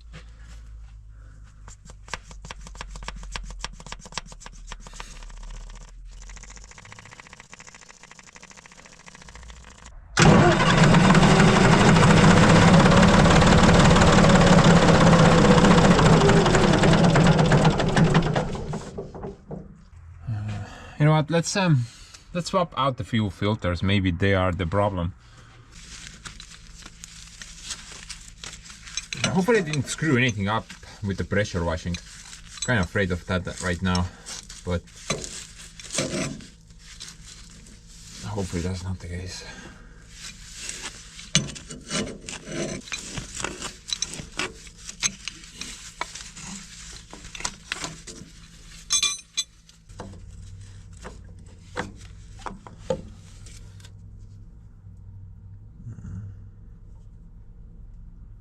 Okay, it appears that the filter is like half empty. There's nothing much in it. That's kind of weird.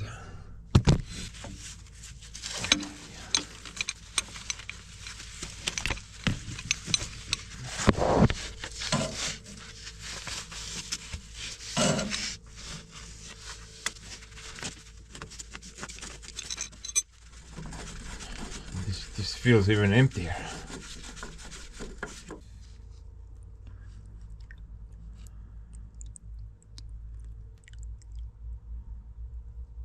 Basically nothing in it, yeah, look at that. Okay, so the filters were empty. Why? Why? What happened?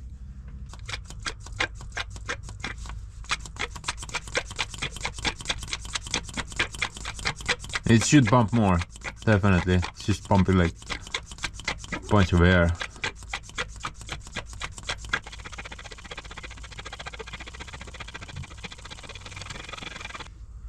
Okay, it's definitely not cleaning fuel. What's the deal, bro?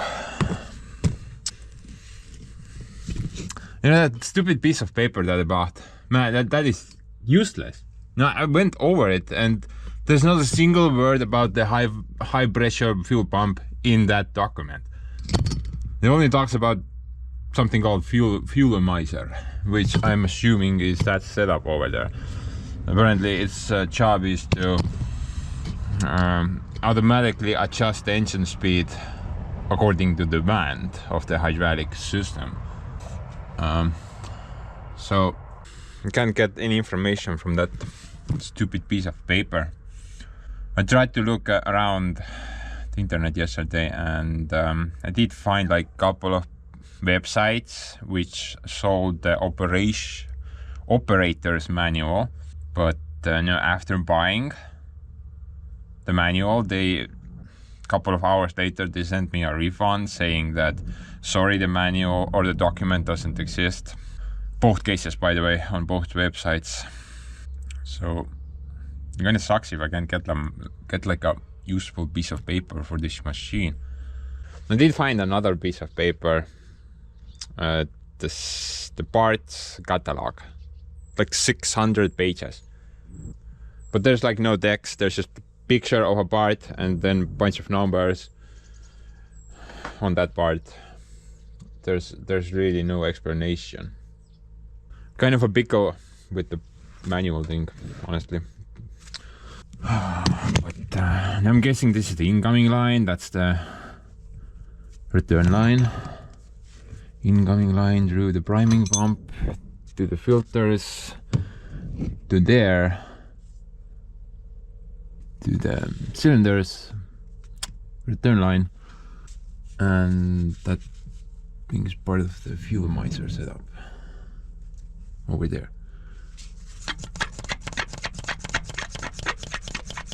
But no, we should get quite a bit of fuel coming from there, but we're just kind of getting bubbles.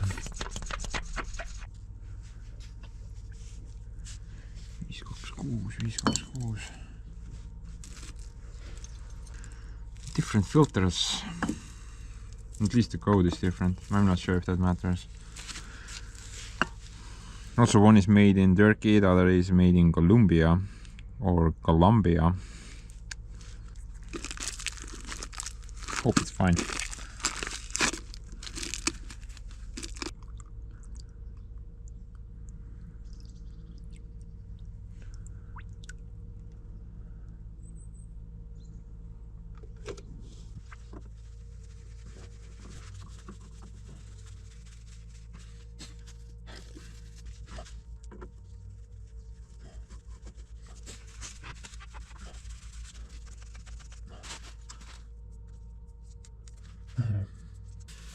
Now, usually when priming a diesel pump or diesel engine, you want to open up the highest position possible and then just kind of pump it full until you have fuel leaking out of that position. Now on this thing, the highest position is obviously the injectors on top of the engine, but maybe we can get away by just opening that and making sure we have fuel there.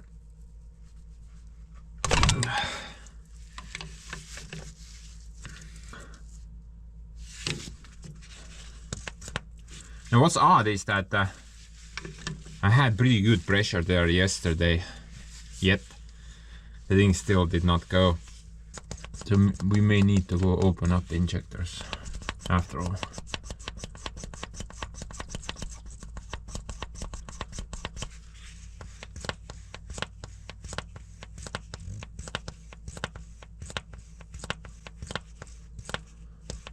Feels like we have good pressure on the pump right now.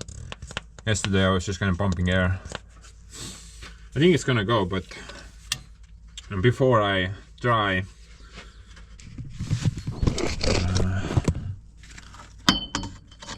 the pump housing gearbox, it appears to be bone dry.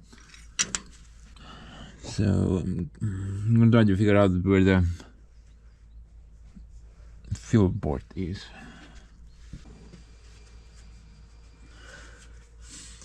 I'm guessing that's this thing up here. Looks like a breather gap of sorts.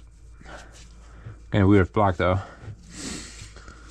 I can't turn it without removing this hose. I think maybe you can just kind of put it through that.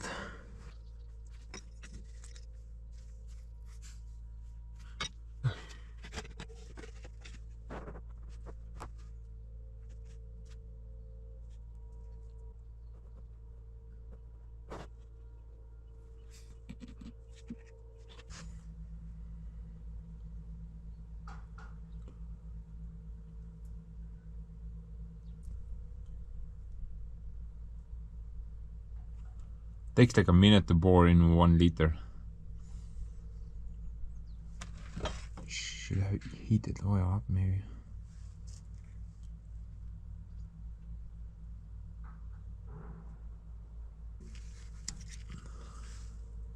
Oh, now we're getting somewhere. Finally.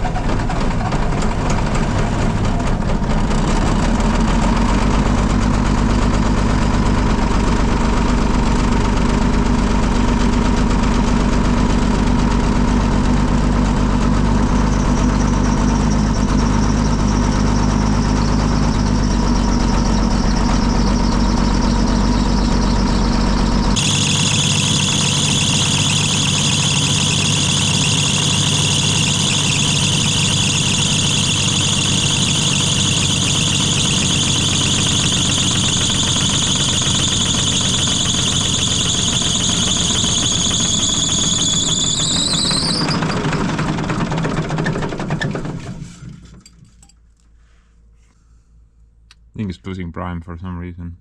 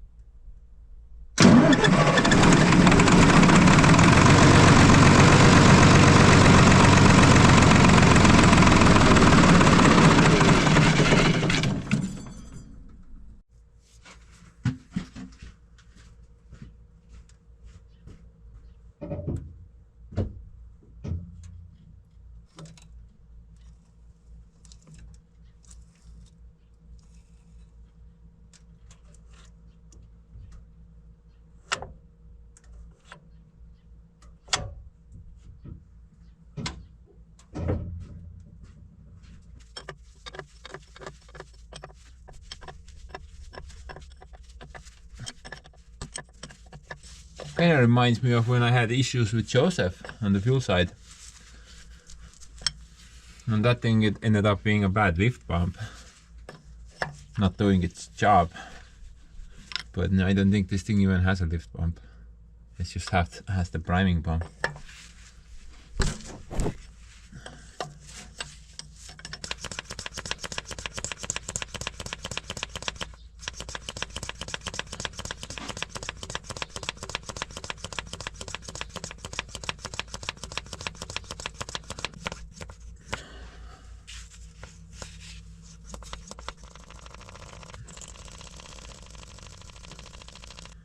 I'm 100% sure I have fuel, but maybe it's not getting here for some reason.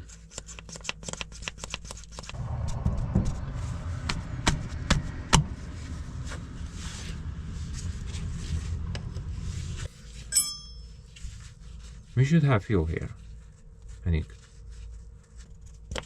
Mis asja ta pumpas siis enne, kust otsast?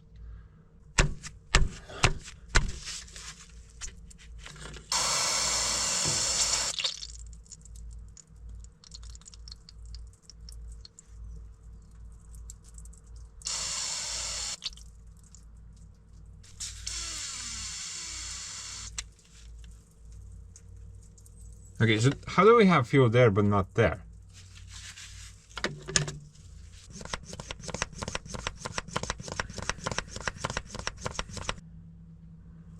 Or maybe maybe the fuel I added to the filter, maybe this is pumping pressurized air into the filter housing, and then that's pushing out whatever is in the filter. Why don't we have fuel here now? We should have fuel on the input line. This is completely bone dry. So that line.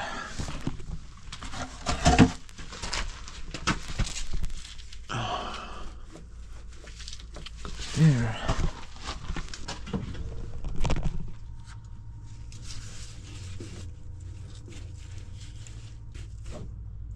Mis hetkel aru, kumb on kumb.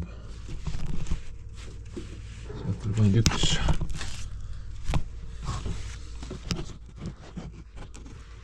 Siin aja vist keerab selle tõrnalid. This one goes there.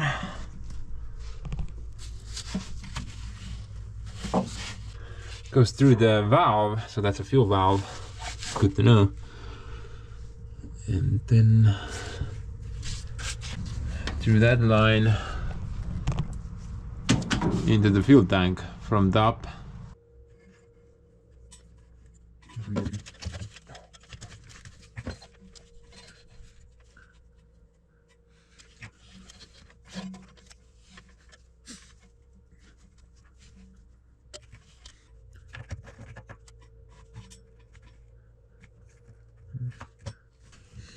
The pipe which enters from top, it has like a continuation of a pipe which goes to the bottom, and I'm guessing it's picking up fuel from there, or it's connecting it up. No, that's a pickup tube, yeah.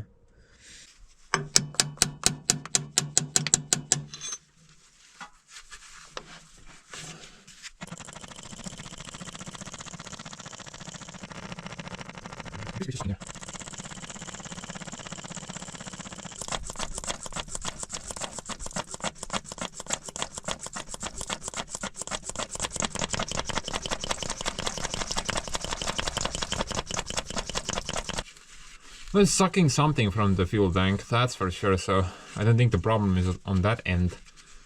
Maybe.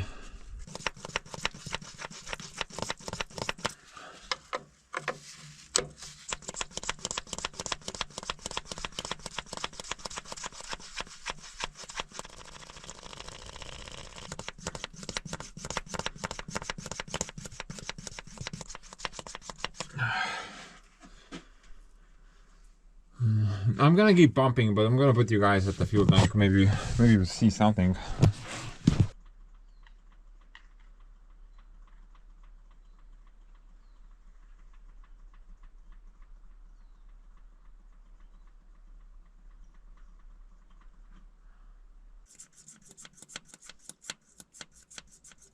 No, midagi nagu käib läbi, aga otseselt mitte munnigi.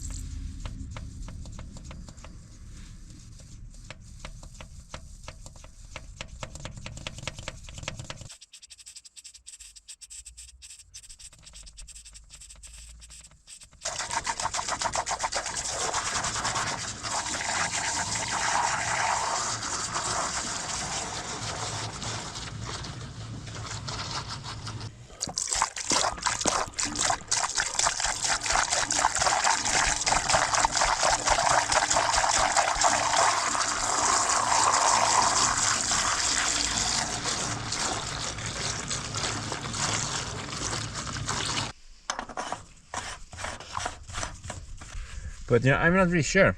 Maybe this part has something to do with keeping the brine up. There's no information in that stupid manual.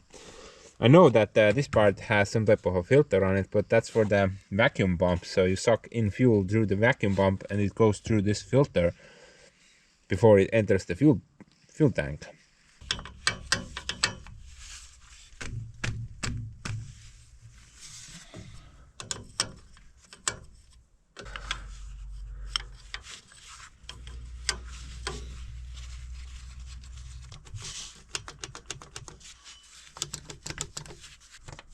literally getting nothing at the injectors.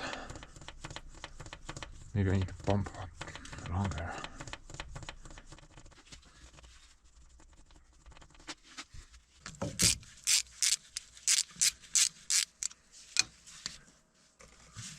I'm gonna make like a little physical window to see if any fuel actually goes through this.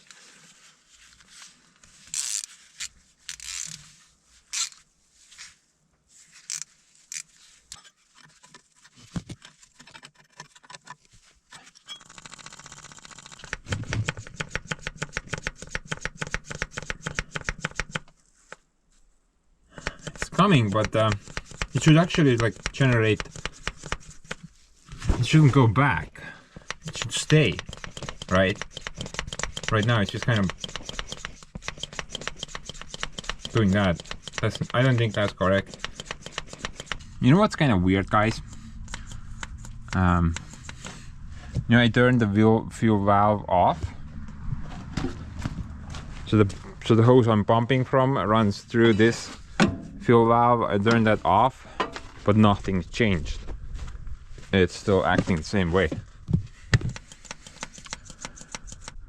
Maybe there's like a vacuum leak somewhere, or maybe something happened to that pump and it's not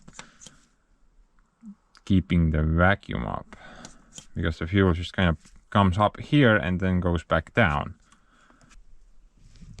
And currently the fuel level is right over there. So definitely have plenty of fuel in there. I think something happened after pressure washing it. It's just kind of doesn't want to hold prime anymore.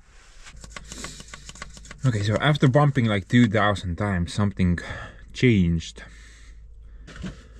It's not going down anymore.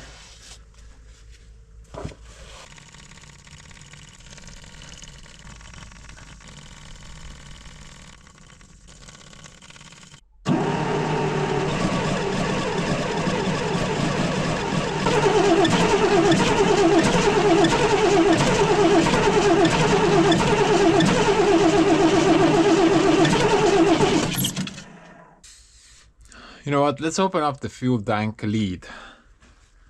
Maybe we'll get like a better picture of what's going on inside there.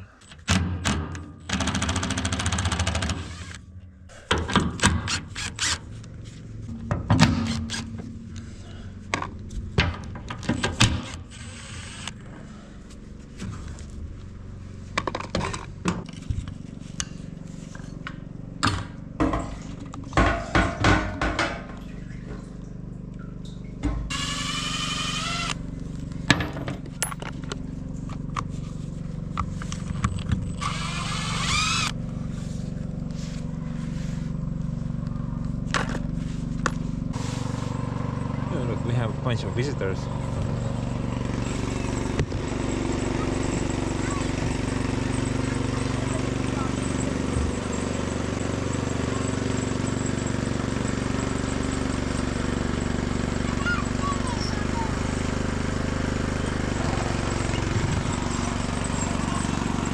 There's something wrong with that lawnmower. It's like leaning to one side very badly.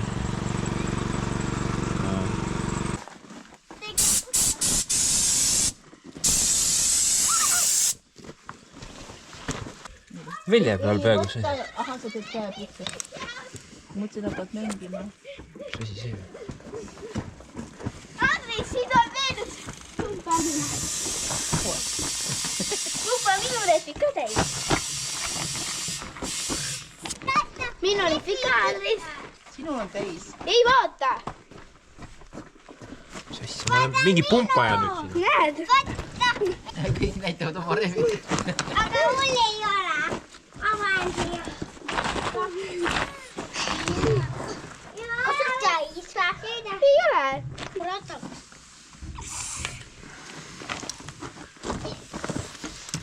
Seda mitte ära liigutud praegu rata.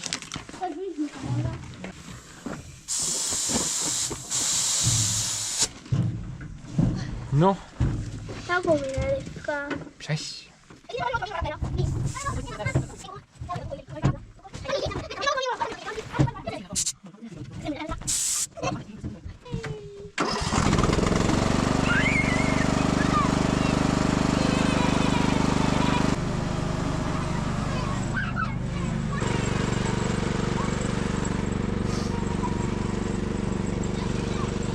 But at least I can fix something.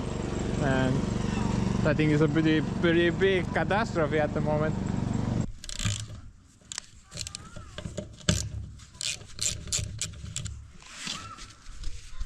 You know what, guys? I had an epiphany. I think I figured out what that thing is. Most likely the fuel level checker sensor thing, right? The thing that checks how much fuel you have left in the tank. Most likely.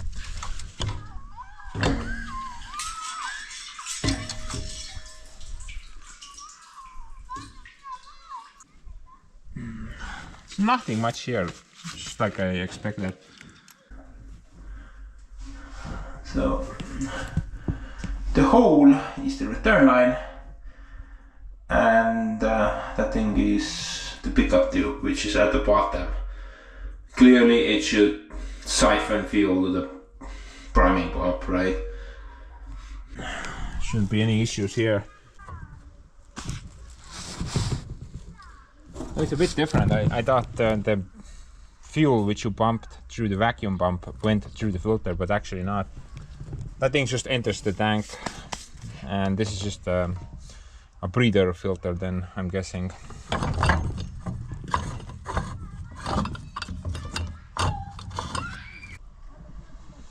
Interesting design.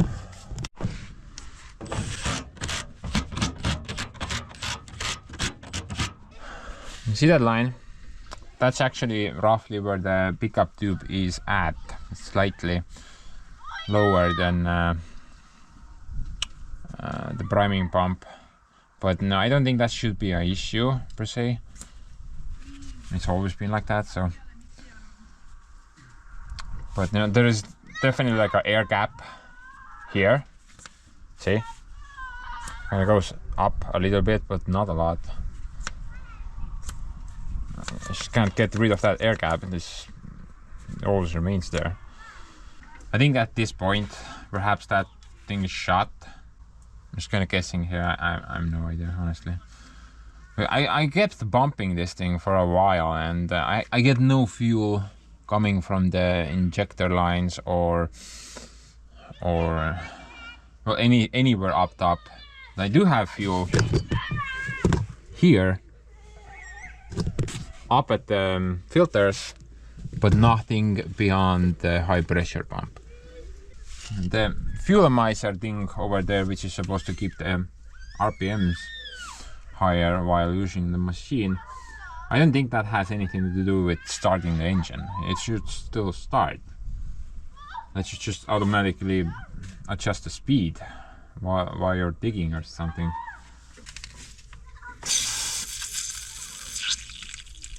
You have good pressure there, so.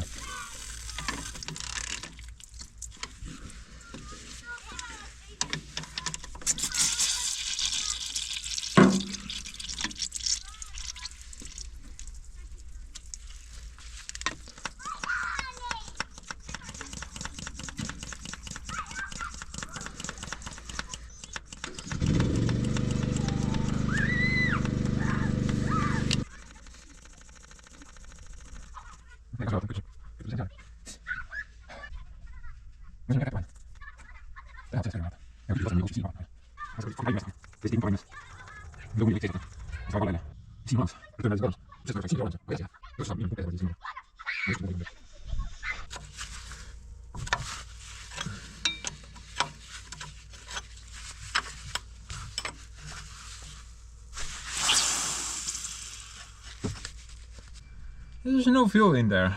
It's just a bunch of pressurized air.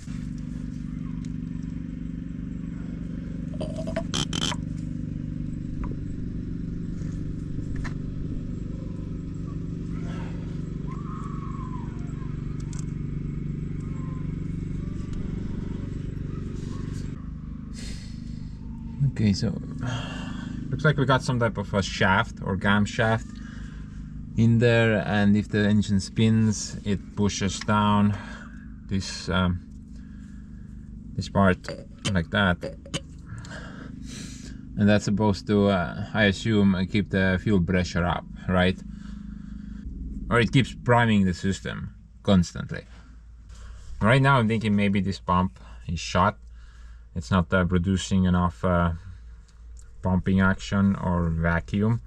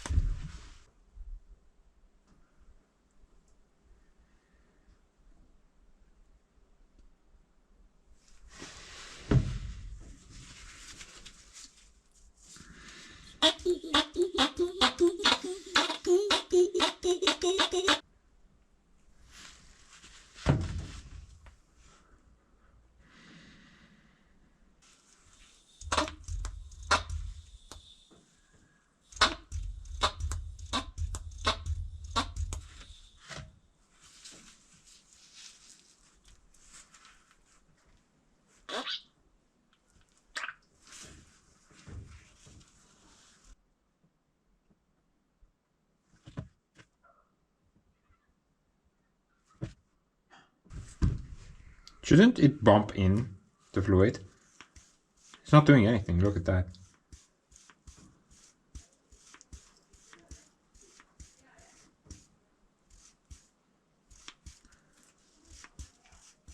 It's kind of weird.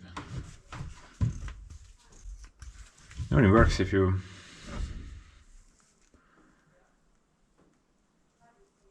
that works.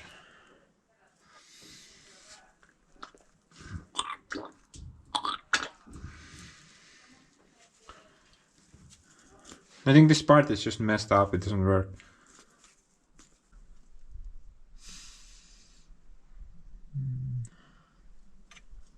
It seems kind of empty there.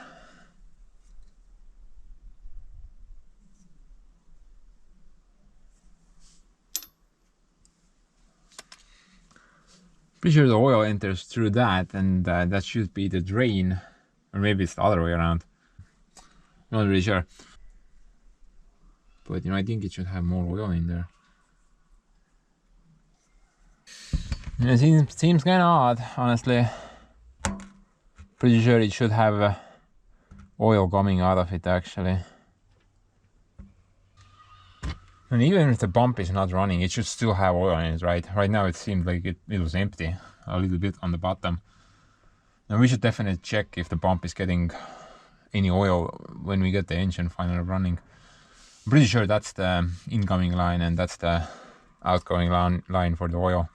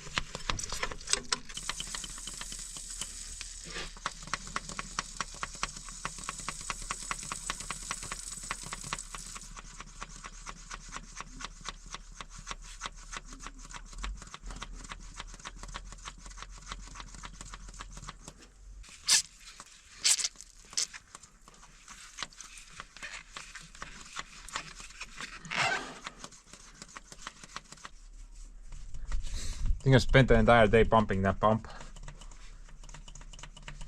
It's not going great. It's like I can pump it up to the filters and up to the pump, but I can't pump it here. It doesn't reach. The fuel does not reach here.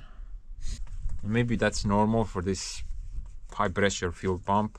It's not the case with Joseph or Kiroves or any of the other machines I have. But you know, this was not made by the Soviets. So maybe things are different, I'm not sure. The guy did tell me that if you lose prime, it's gonna be a complete pain to get it back.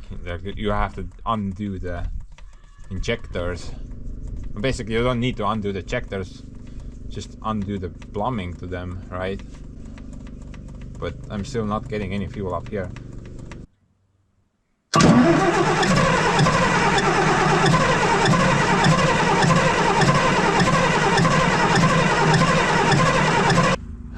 Okay guys, I'm gonna stop torturing the starter. Obviously it's not getting enough fuel. I think I have like two choices. Either try to get a new priming pump or do some type of a hack solution. But you know, in the meantime, while I try to come up with the hack solution, let's just kind of continue general maintenance. Let's do the air filter, check that situation out, and then check the next thing. Should have something inside there.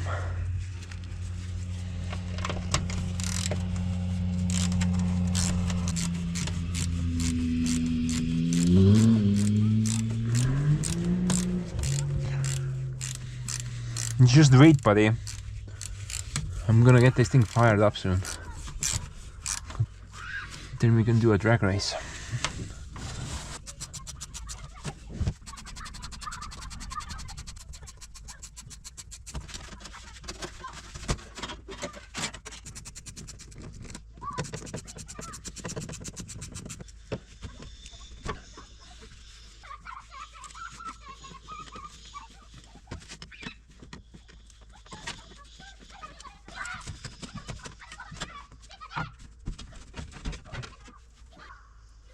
Oh, not actually.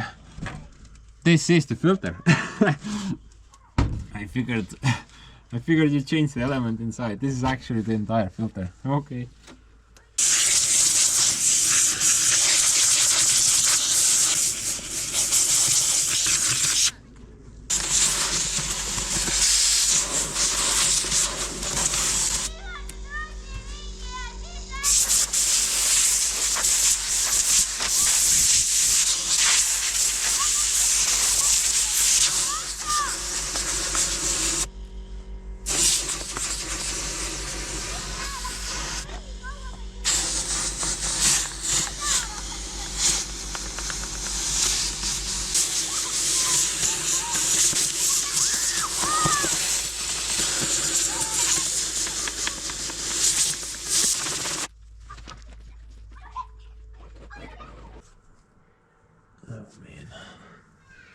Look at the intake tube.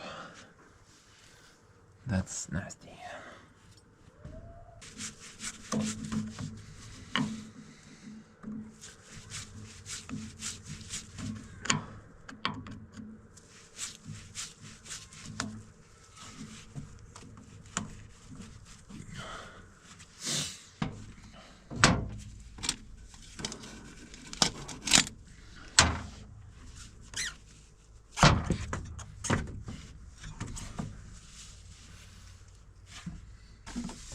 And the intake tube is just full of dust.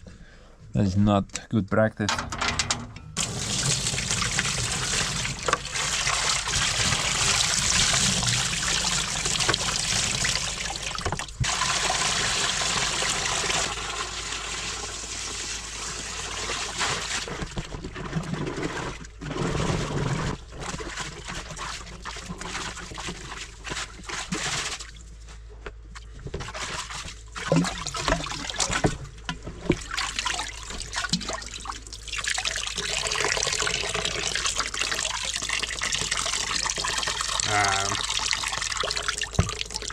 I think this is actually broken. Look at that.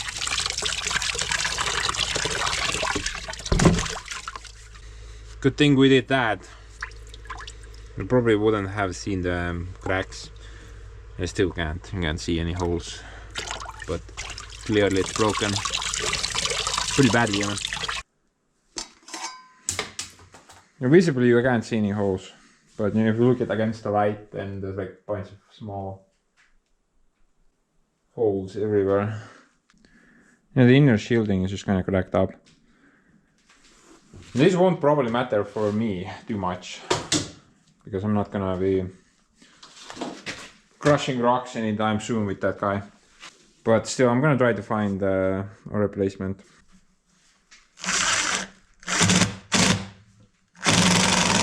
I'm just gonna hook it up right now, just until I can find a replacement.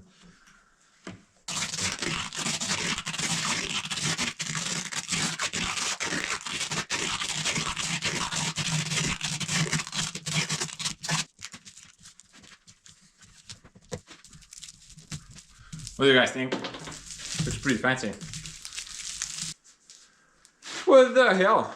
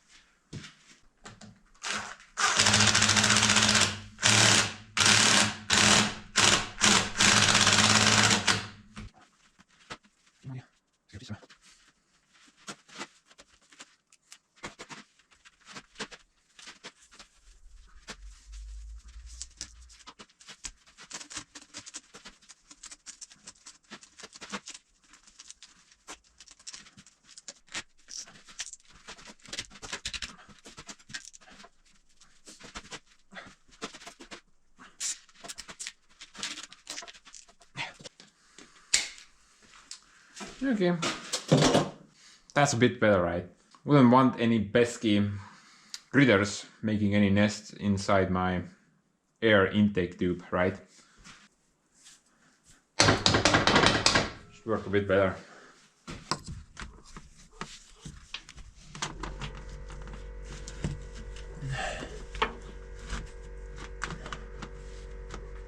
Kurat, natuke nagu peaks natuke lühemaks tegema, noh, et ta jääks kuhugi.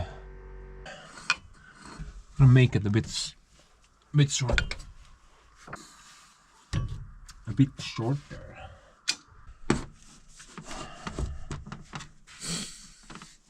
Man, look at that. Honestly, that looks a lot better than what was here before.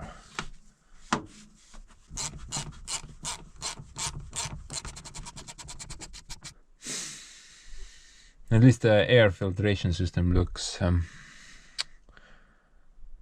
different. Now, like I said, I'm gonna look for that elbow, but you know, technically I think that's even fine. It should be pretty okay. But anyway, let's go check out the hydraulic filters next. Try to figure out that situation and see how screwed we are in that department. I mean, this end here looks pretty messed up. Maybe we have some better luck on that end.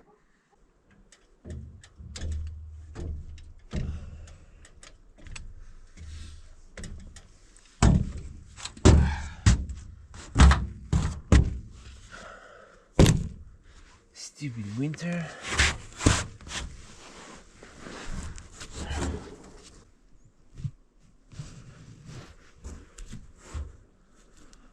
Hey, at least that looks nice. Look at that.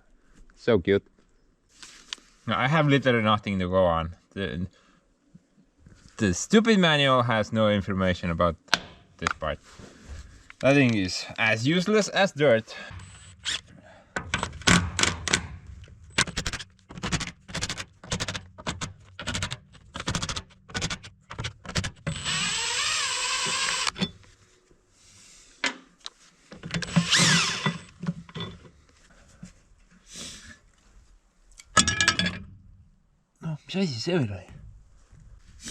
Now that's the worst part. When you like open something up and then you hear something fall down or things It's just kind of go that way. You know what? Everything here looks superb. Everything looks very clean inside. I mean, look at that. There's no debris or anything inside the filters. Although the guy told me like 8 filters, I only see 4. Maybe the other 4 are continuing downwards from these filters. But no, I think we don't need to go any further with this. We're probably gonna mess something up, right? Most likely. That looks pretty okay. Oh, by the way, the hydraulic filters alone are like 200 something euros. If you wanna replace the entire set. So glad I don't have to do that.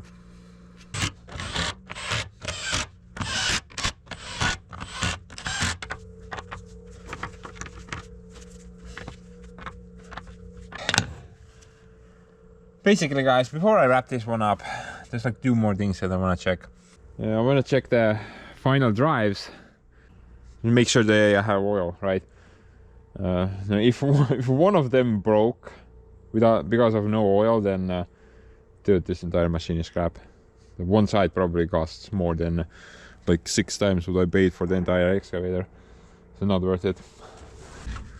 And the second thing I want to check is the Swivel lubrication setup, you know how that works. Couldn't have no idea. But now let's do final drives first. Such a meaty situation. Looks like there's several different gearboxes here. 1, 2, 3, and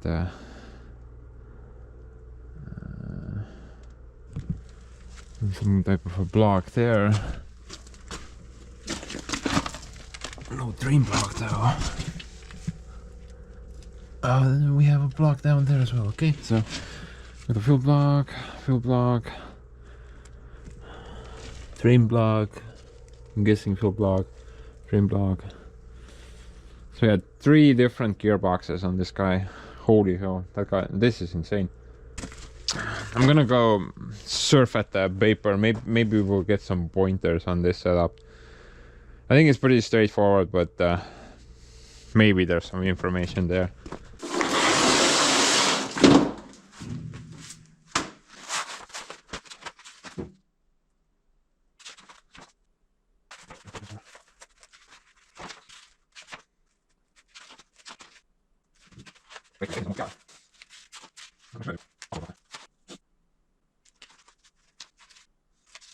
Ma ei saa aru, siin on olemas gearbox, siis ei ole mitte munnigi, noh, või noh.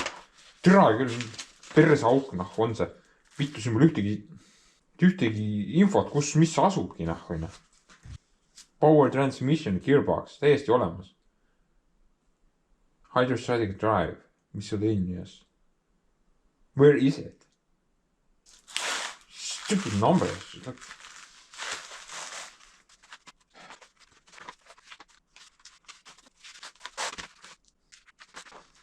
Even dirt is more useful than this. Quite literally.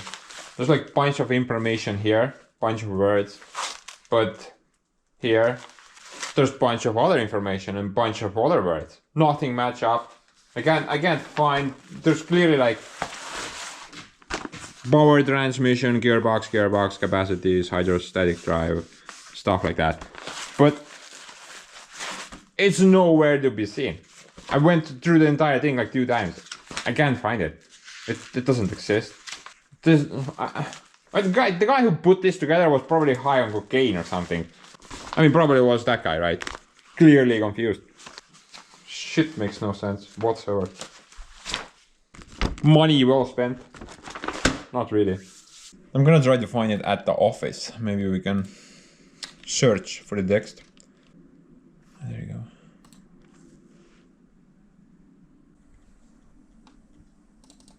Service manual, my ass.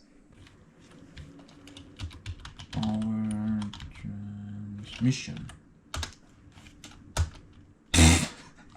Look at that, man. Literally in the Stupid table of content, but literally doesn't exist in the document itself. What about gearbox? Gearbox 1. Oh. The engine powers the hydraulic system of the excavator via pump gearbox. Oh, okay, that's not what I'm looking for. 3 pumps for the working. The superstructure is slewed with the aid of axial piston motor. Between the engine and the slewing ring there is a slew brake, gearbox and slewing pinion.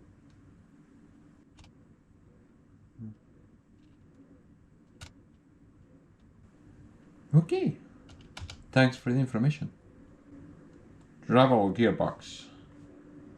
2 times 23 liters. I'm guessing that's the final drives, perhaps. Each track is driven by a hydraulic motor.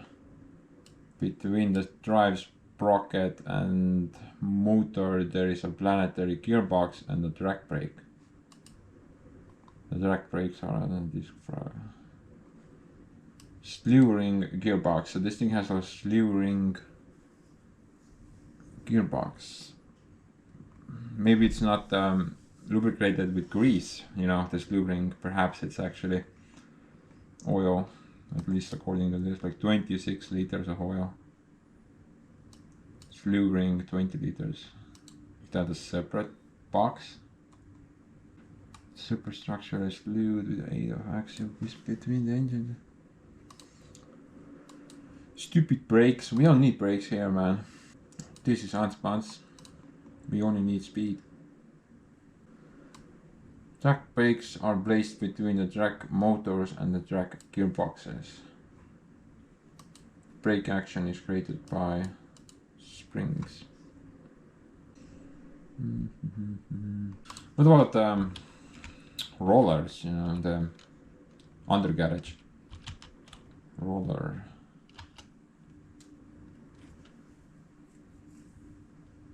Rollers and idlers are greased for life. Okay. So we can't service those. Those are sealed. Good to know. You know, the undercarriage actually looks pretty good on this thing.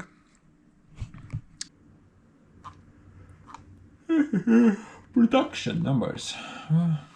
Who even cares about that? That's even more useless than this manual. Wonder how hydraulic. Like, let's start like fuel. Prime. Nothing on prime. Priming. Nothing there. Fuel pump. Fuel pump. There's literally nothing on the fuel pump. There's like something there. Well, let's try weight. Oh look, we got 30 replies for weights. Look at that, the same guy again. This time getting in trouble. Well, warnings. Warning. A lot of warnings. Nothing very useful, but a lot of warnings. Slew ring.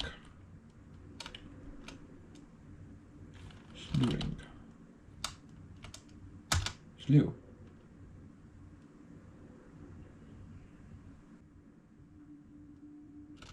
Dude, I don't know. Clearly, the information is plentiful, but it's all useless. So let's go try to keep YOLOing this excavator. Now, one piece of information I was able to actually get from that book is that the motor and the track brake are lubricated by hydraulic oil. So I'm guessing hydraulic fluid runs through here, through the brake, and goes out the other way. But these three are gearboxes and they should have oil in it.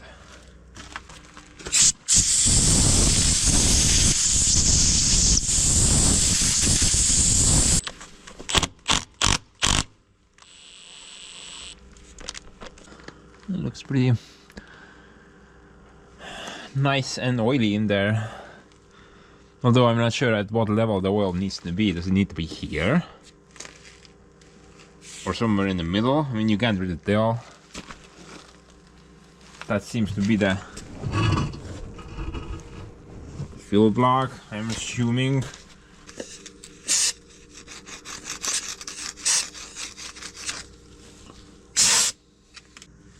And there's no other block anywhere else. It only has 2 blocks.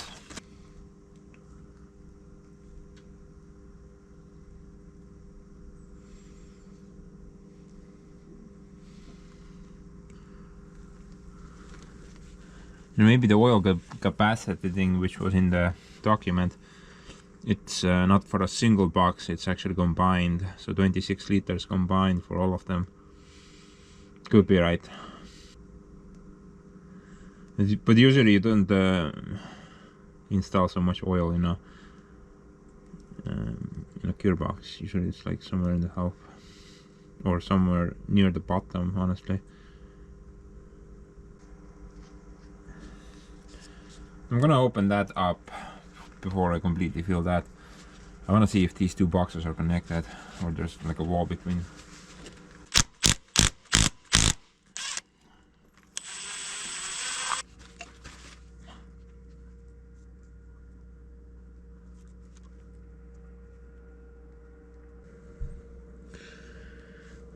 Oh, look at that, there's like water inside the housing.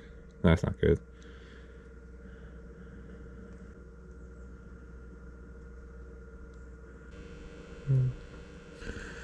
Seems like there's a little bit of oil at the bottom.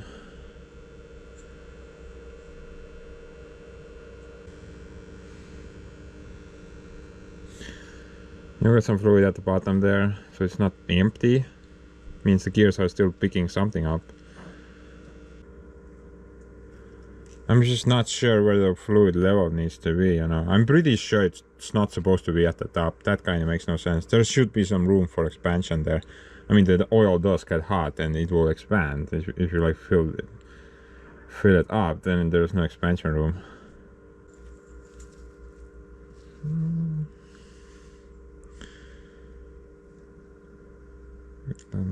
Got like a bearing there.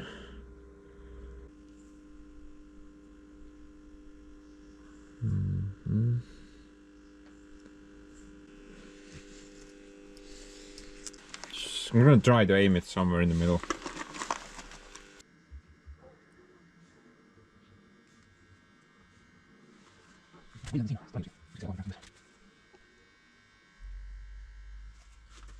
Seda on palju sitem mul siin täita ju.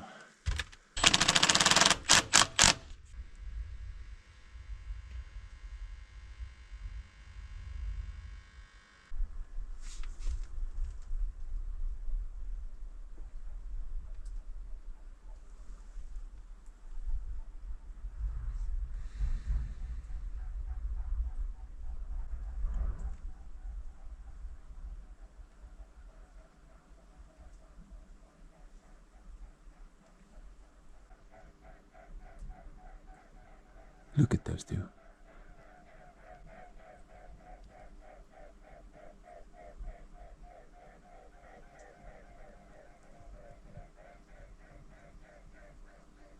They're like fighter jets. They are the lucky ones. Sometimes I wish I was a bird. You could go anywhere. No need to issue a passport.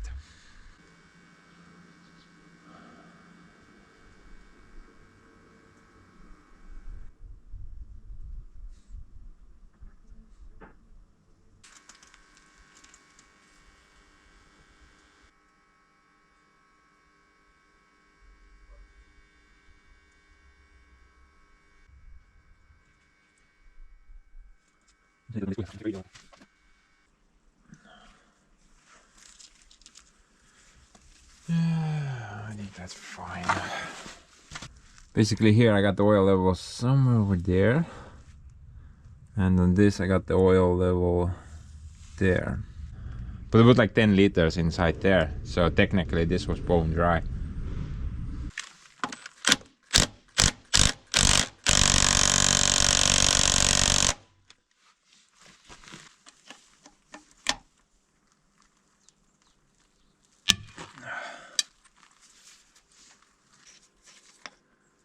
What? What a shock!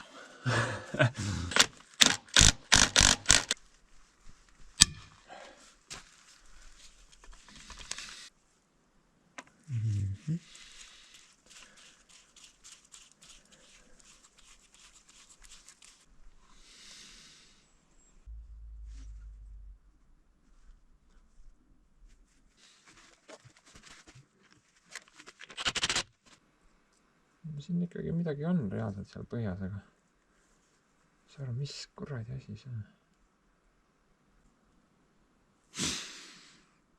There's something at the bottom, but what is that? It looks like mold.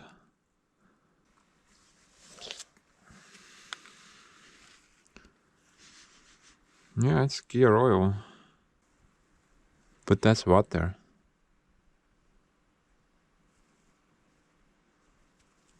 I think there's just a little bit of water on top of that gear oil. I'm just gonna take a quick peek how the oil looks.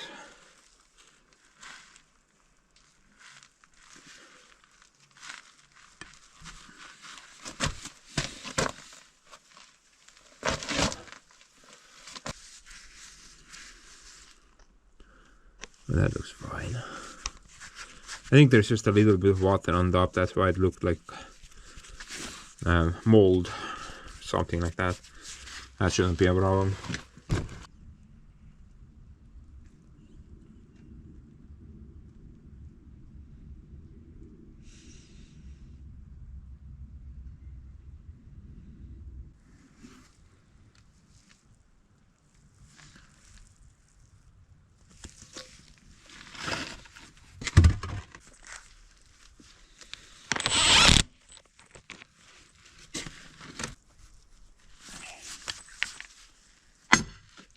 Well, I think that takes care of that situation. What do you guys think about the fluid levels?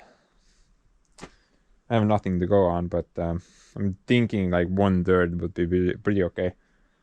And on both sides I put them somewhere there. 1/3. I mean, technically there's really nothing much going on here. Basically we got like a small gear, then we got a bigger gear, then there's like a bearing, then there's another small gear, then there's even a bigger gear. So nothing much going on there. I think 1/3 should work pretty good. And in any case, some oil is better than no oil, right? Gonna try to figure out this Swivel thing now. Apparently it has an oil bath where it's going around. Looks like we got a drain block here. Not sure what that is about. Maybe that's something else. Maybe this is some sort of a fill block. That's some sort of a seal.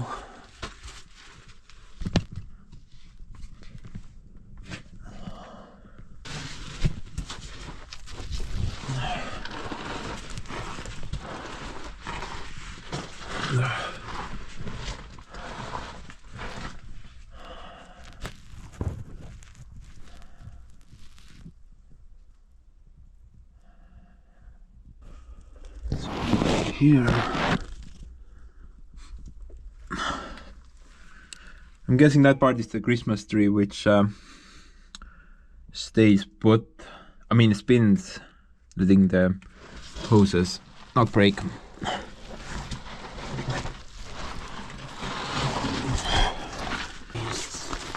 Stop eating donuts, bro. Nothing here. Nothing there. Okay, I'm pretty sure that cork at the bottom is the drain block, but where's the fuel block at?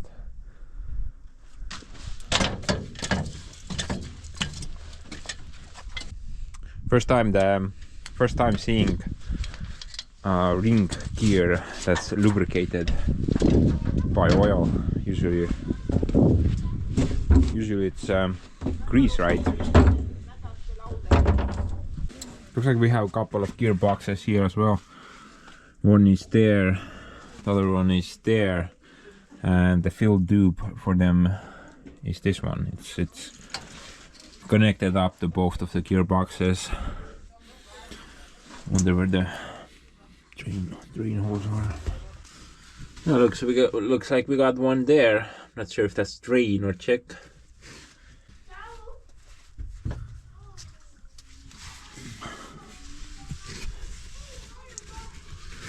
Anything there?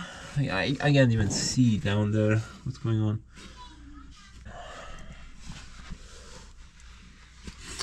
Oh, there's one more here. That's interesting. Two of them on one. Maybe I can remove the hose. Check with the camera. I can't see any options from this viewpoint. And I can't see anything under there. Plus, I don't think it's there. Okay, it makes no sense. You can't even access the area. What about that thing, though? It feels like an oil dipstick.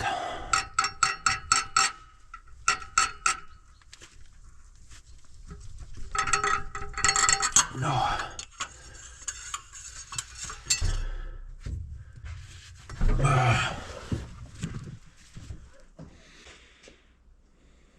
Is that dipstick like half eaten away? What? That is very weird.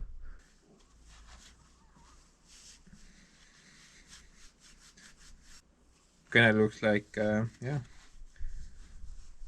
Maybe the dipstick is grinding against something.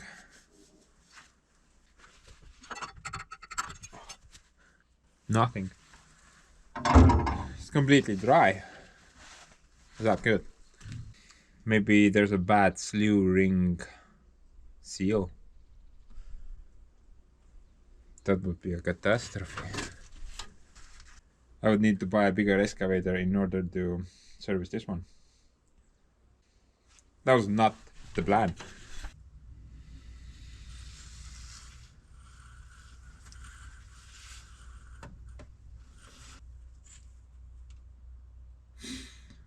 Got the drive gear over there. No sign of any oil.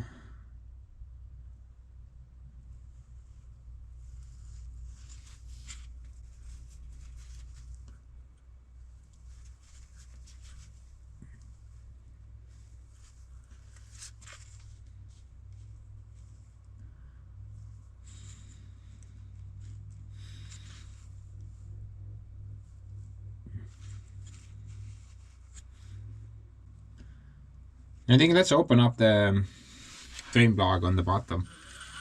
I wonder what's that for. That's kind of interesting. And the ring gear is here, but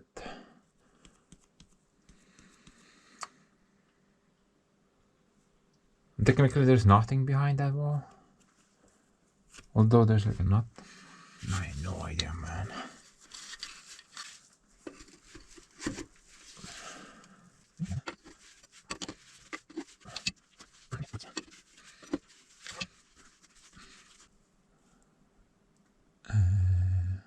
That's not good.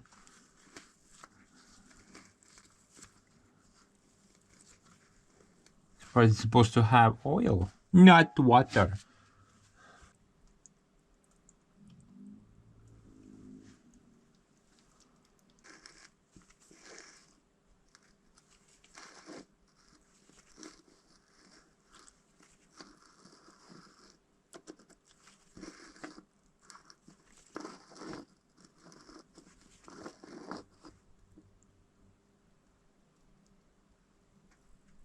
Look at that. Completely empty. That is not good.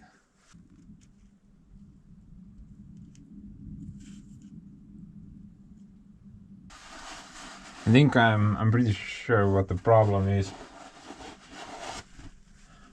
This part doesn't seal oil, and it's just kind of slowly leaked out over the years.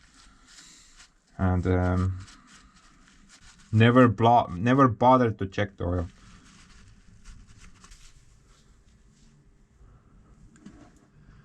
And we can see the bearing balls for the swing gear over there. I think this machine just hasn't moved around a lot, and I think there's like no damage. At least the gears looked good. And it's not rusty inside, there's still like oily residue everywhere. So maybe it's not the worst situation, but I'm gonna put oil in it. However, I think it's not gonna seal, it's just gonna leak out. But we'll never know until I won't try, right? 20 or 26 liters of oil.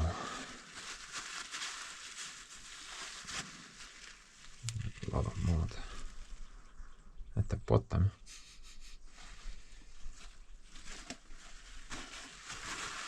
Smells pretty good. Never ever I wanna change the swing gear or swing bearing on this machine. Never I wanna do that. That is way too much work and very expensive as well. Basically, if I wanna buy like a new swing gear for this, or swing bearing, sorry, easy 10 grand, maybe 15, something like that. It's just not worth it.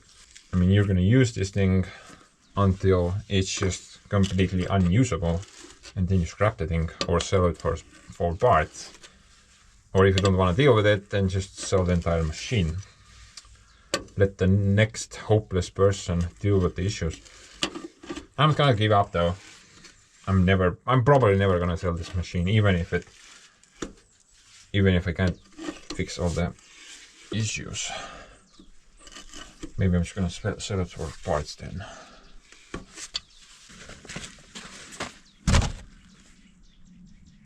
Now, if the oil doesn't want to stay in there, then I need to come up with an alternative solution. Get some grease down there somehow. I have no idea how though. But let's try the oil first.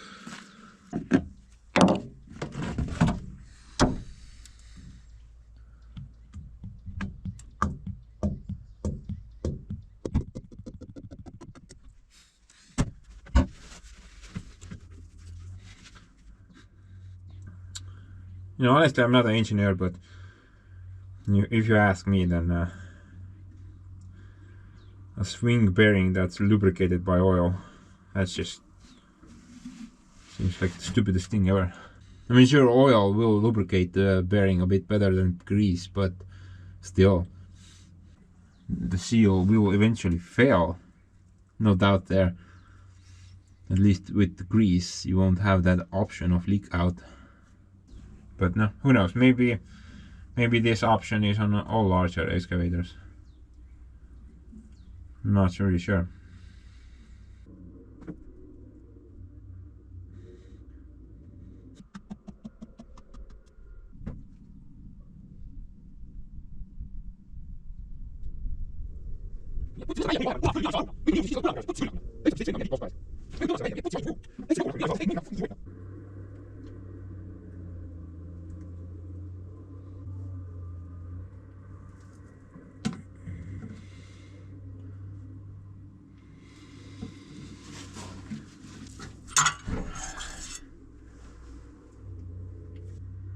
That seems to be okay now.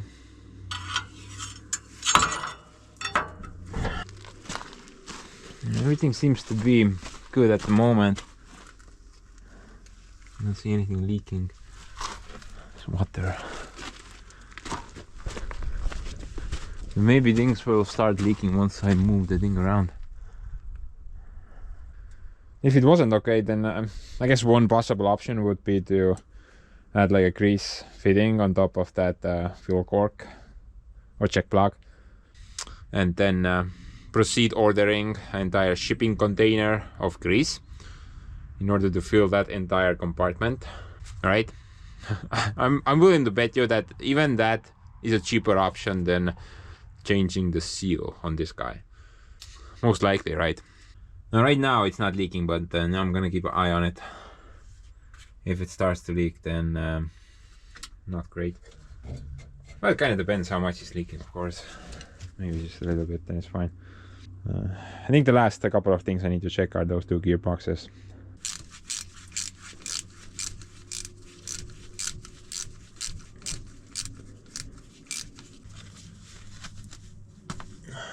täis see süli või? It's supposed to be full of oil.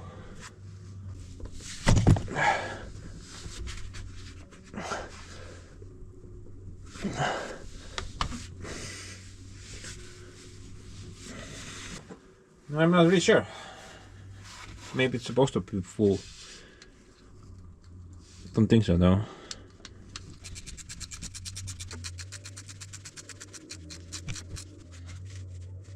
Yeah, man.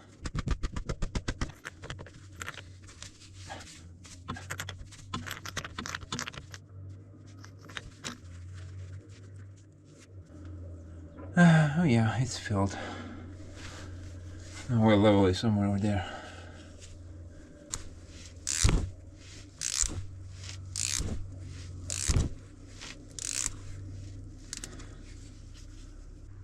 But anyway, I think here everything I checked out, right? Engine oil, check. Fuel, hydraulics, final drives, swing. And maybe we should check the tire pressures as well. Maybe we need to add some air. About the undercarriage overall, I would say actually it's in pretty good shape. A lot better than what the Yanmar arrived with, that's for sure. I mean, look at that. Considering how much I will need this machine, I think that will last me like 10 lifetimes. About the rollers though, in the useless book it says that these are oiled or lubricated for life, so technically we don't really need to do anything about that. You can't service them, there are sealed units. There's probably oil inside the rollers and a couple of bearings. It's possible that they are shut, but you know, I can't confirm that right now. I would need to get one side of the tracks up in air, and I'm pretty sure my little bottle jacks won't be able to jack this guy up. And once I can get the machine running, then I can easily check that. I just need to put the boom down on one side and lift that side up. But you know, with close inspection, we can see that all of the rollers are pretty dry. That's either good or bad.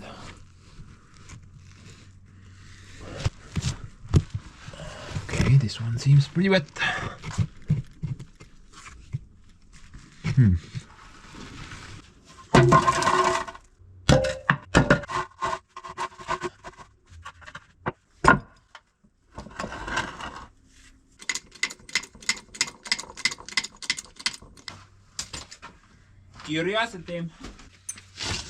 Curiosity sucks.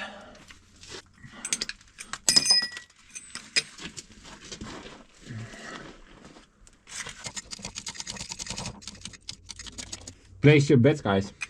Can these Chinese bottle jacks lift up Sweden or not?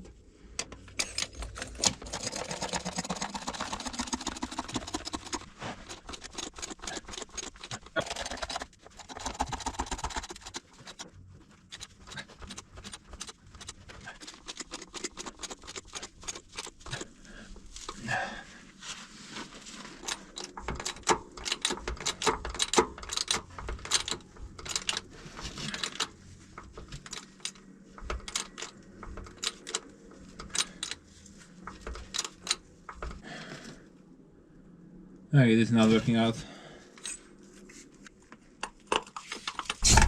What? It actually did move.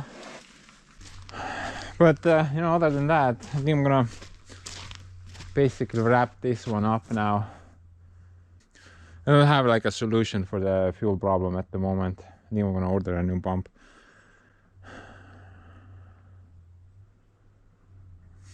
Kurat, sitt lekib nii palju ikkagi. The ram is bleeding pretty badly.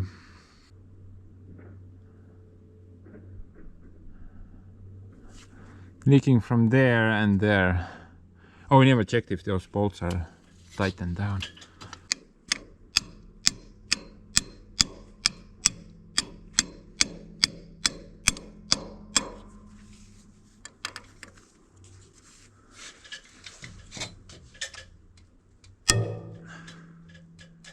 Now these are tightened down, I would say.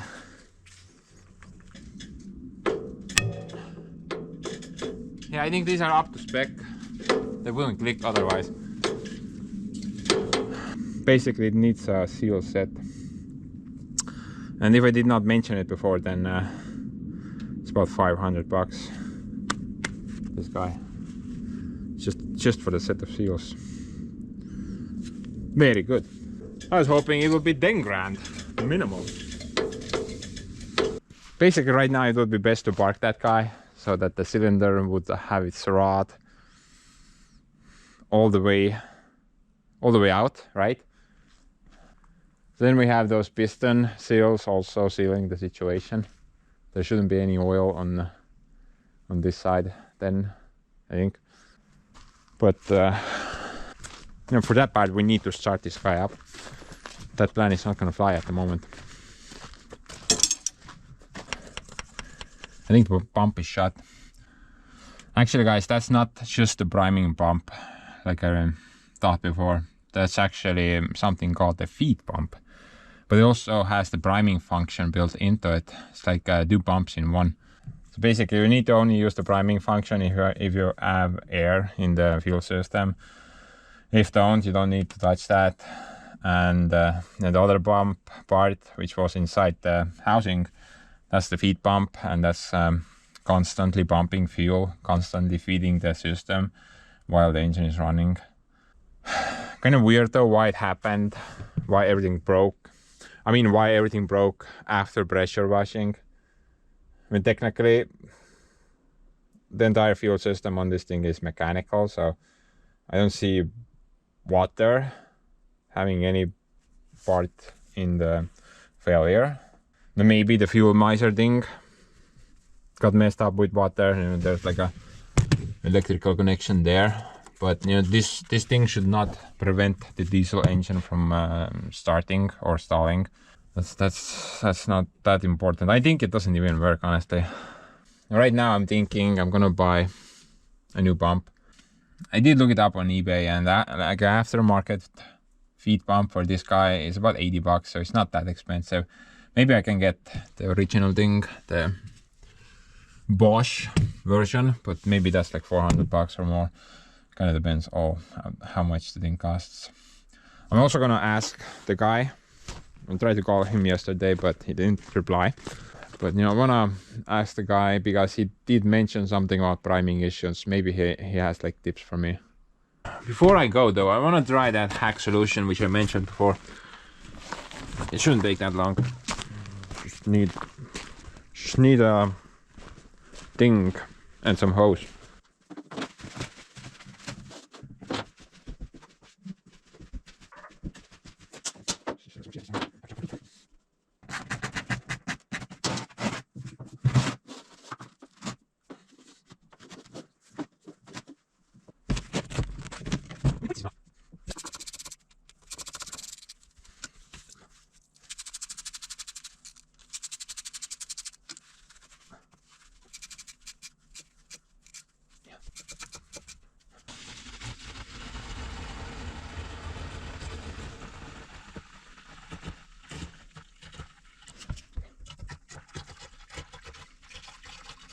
Okay, so what I'm trying to test out here.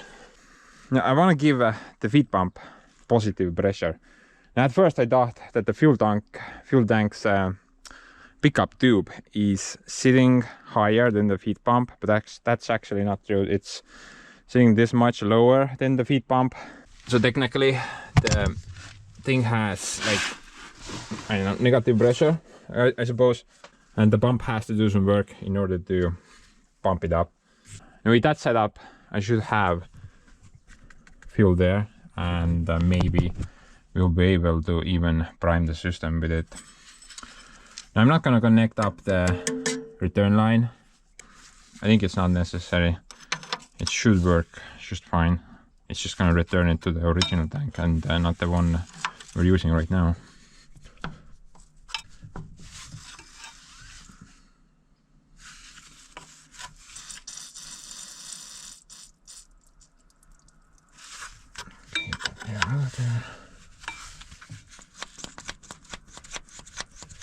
Oh yeah.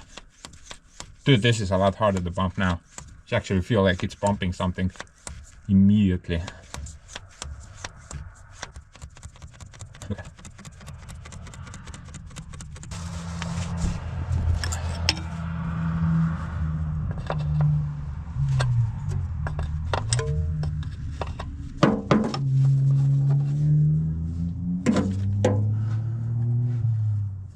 Don't worry, bro.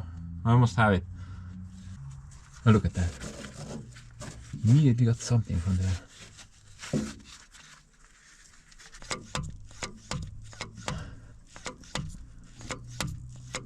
It's really hard to bump. I don't know. I think it's gonna go.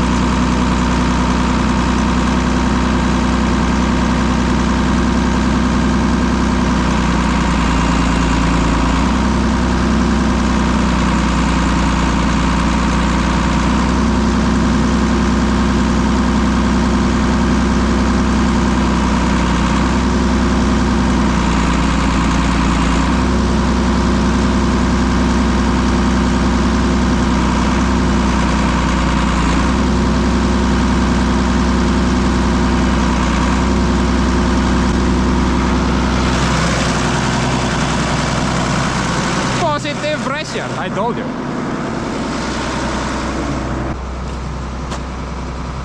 At least I got the boom out of the way. This guy was just kind of sitting in the middle of nowhere. I couldn't even pass this area. This is much better. Yeah. I'm probably gonna leave this guy here for the winter time. I think it's not gonna get in the way. I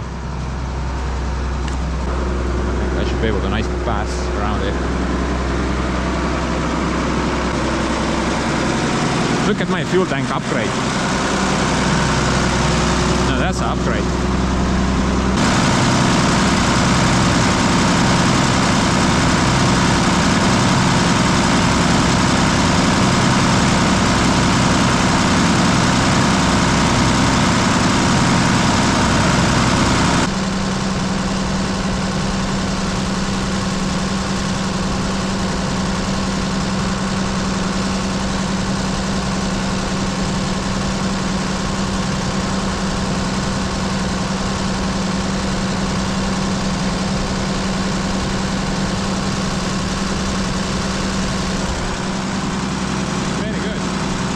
At least the oil is circulating through the pump. That's good to know.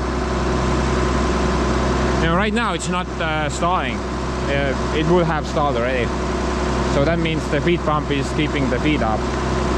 But it requires positive pressure, gravity, pushing the fuel down. It's not able to keep it up on its own. Yeah, at least we got it to start.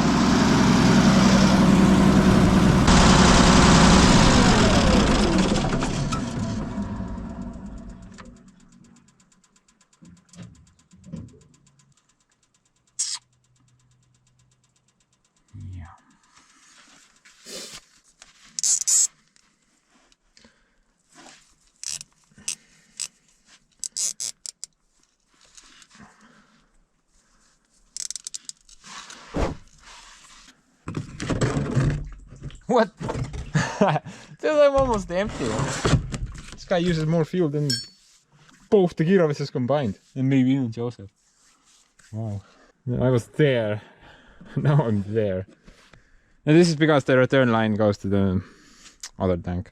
A lot of fuel passes through the fuel pump. but most of it gets returned to the tank.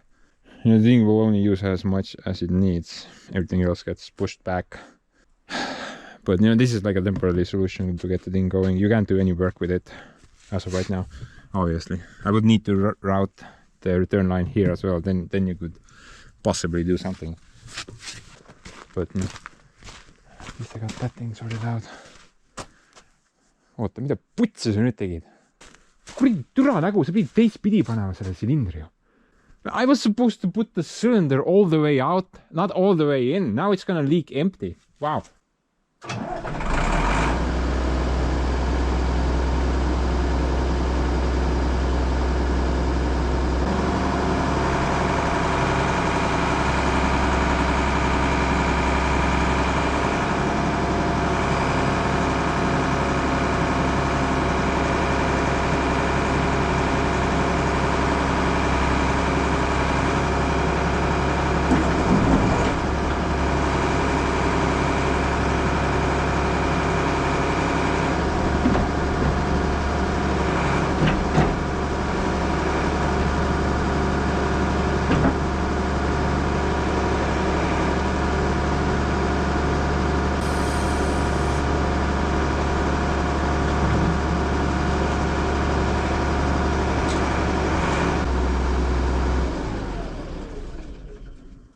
Okay, maybe that position will work better.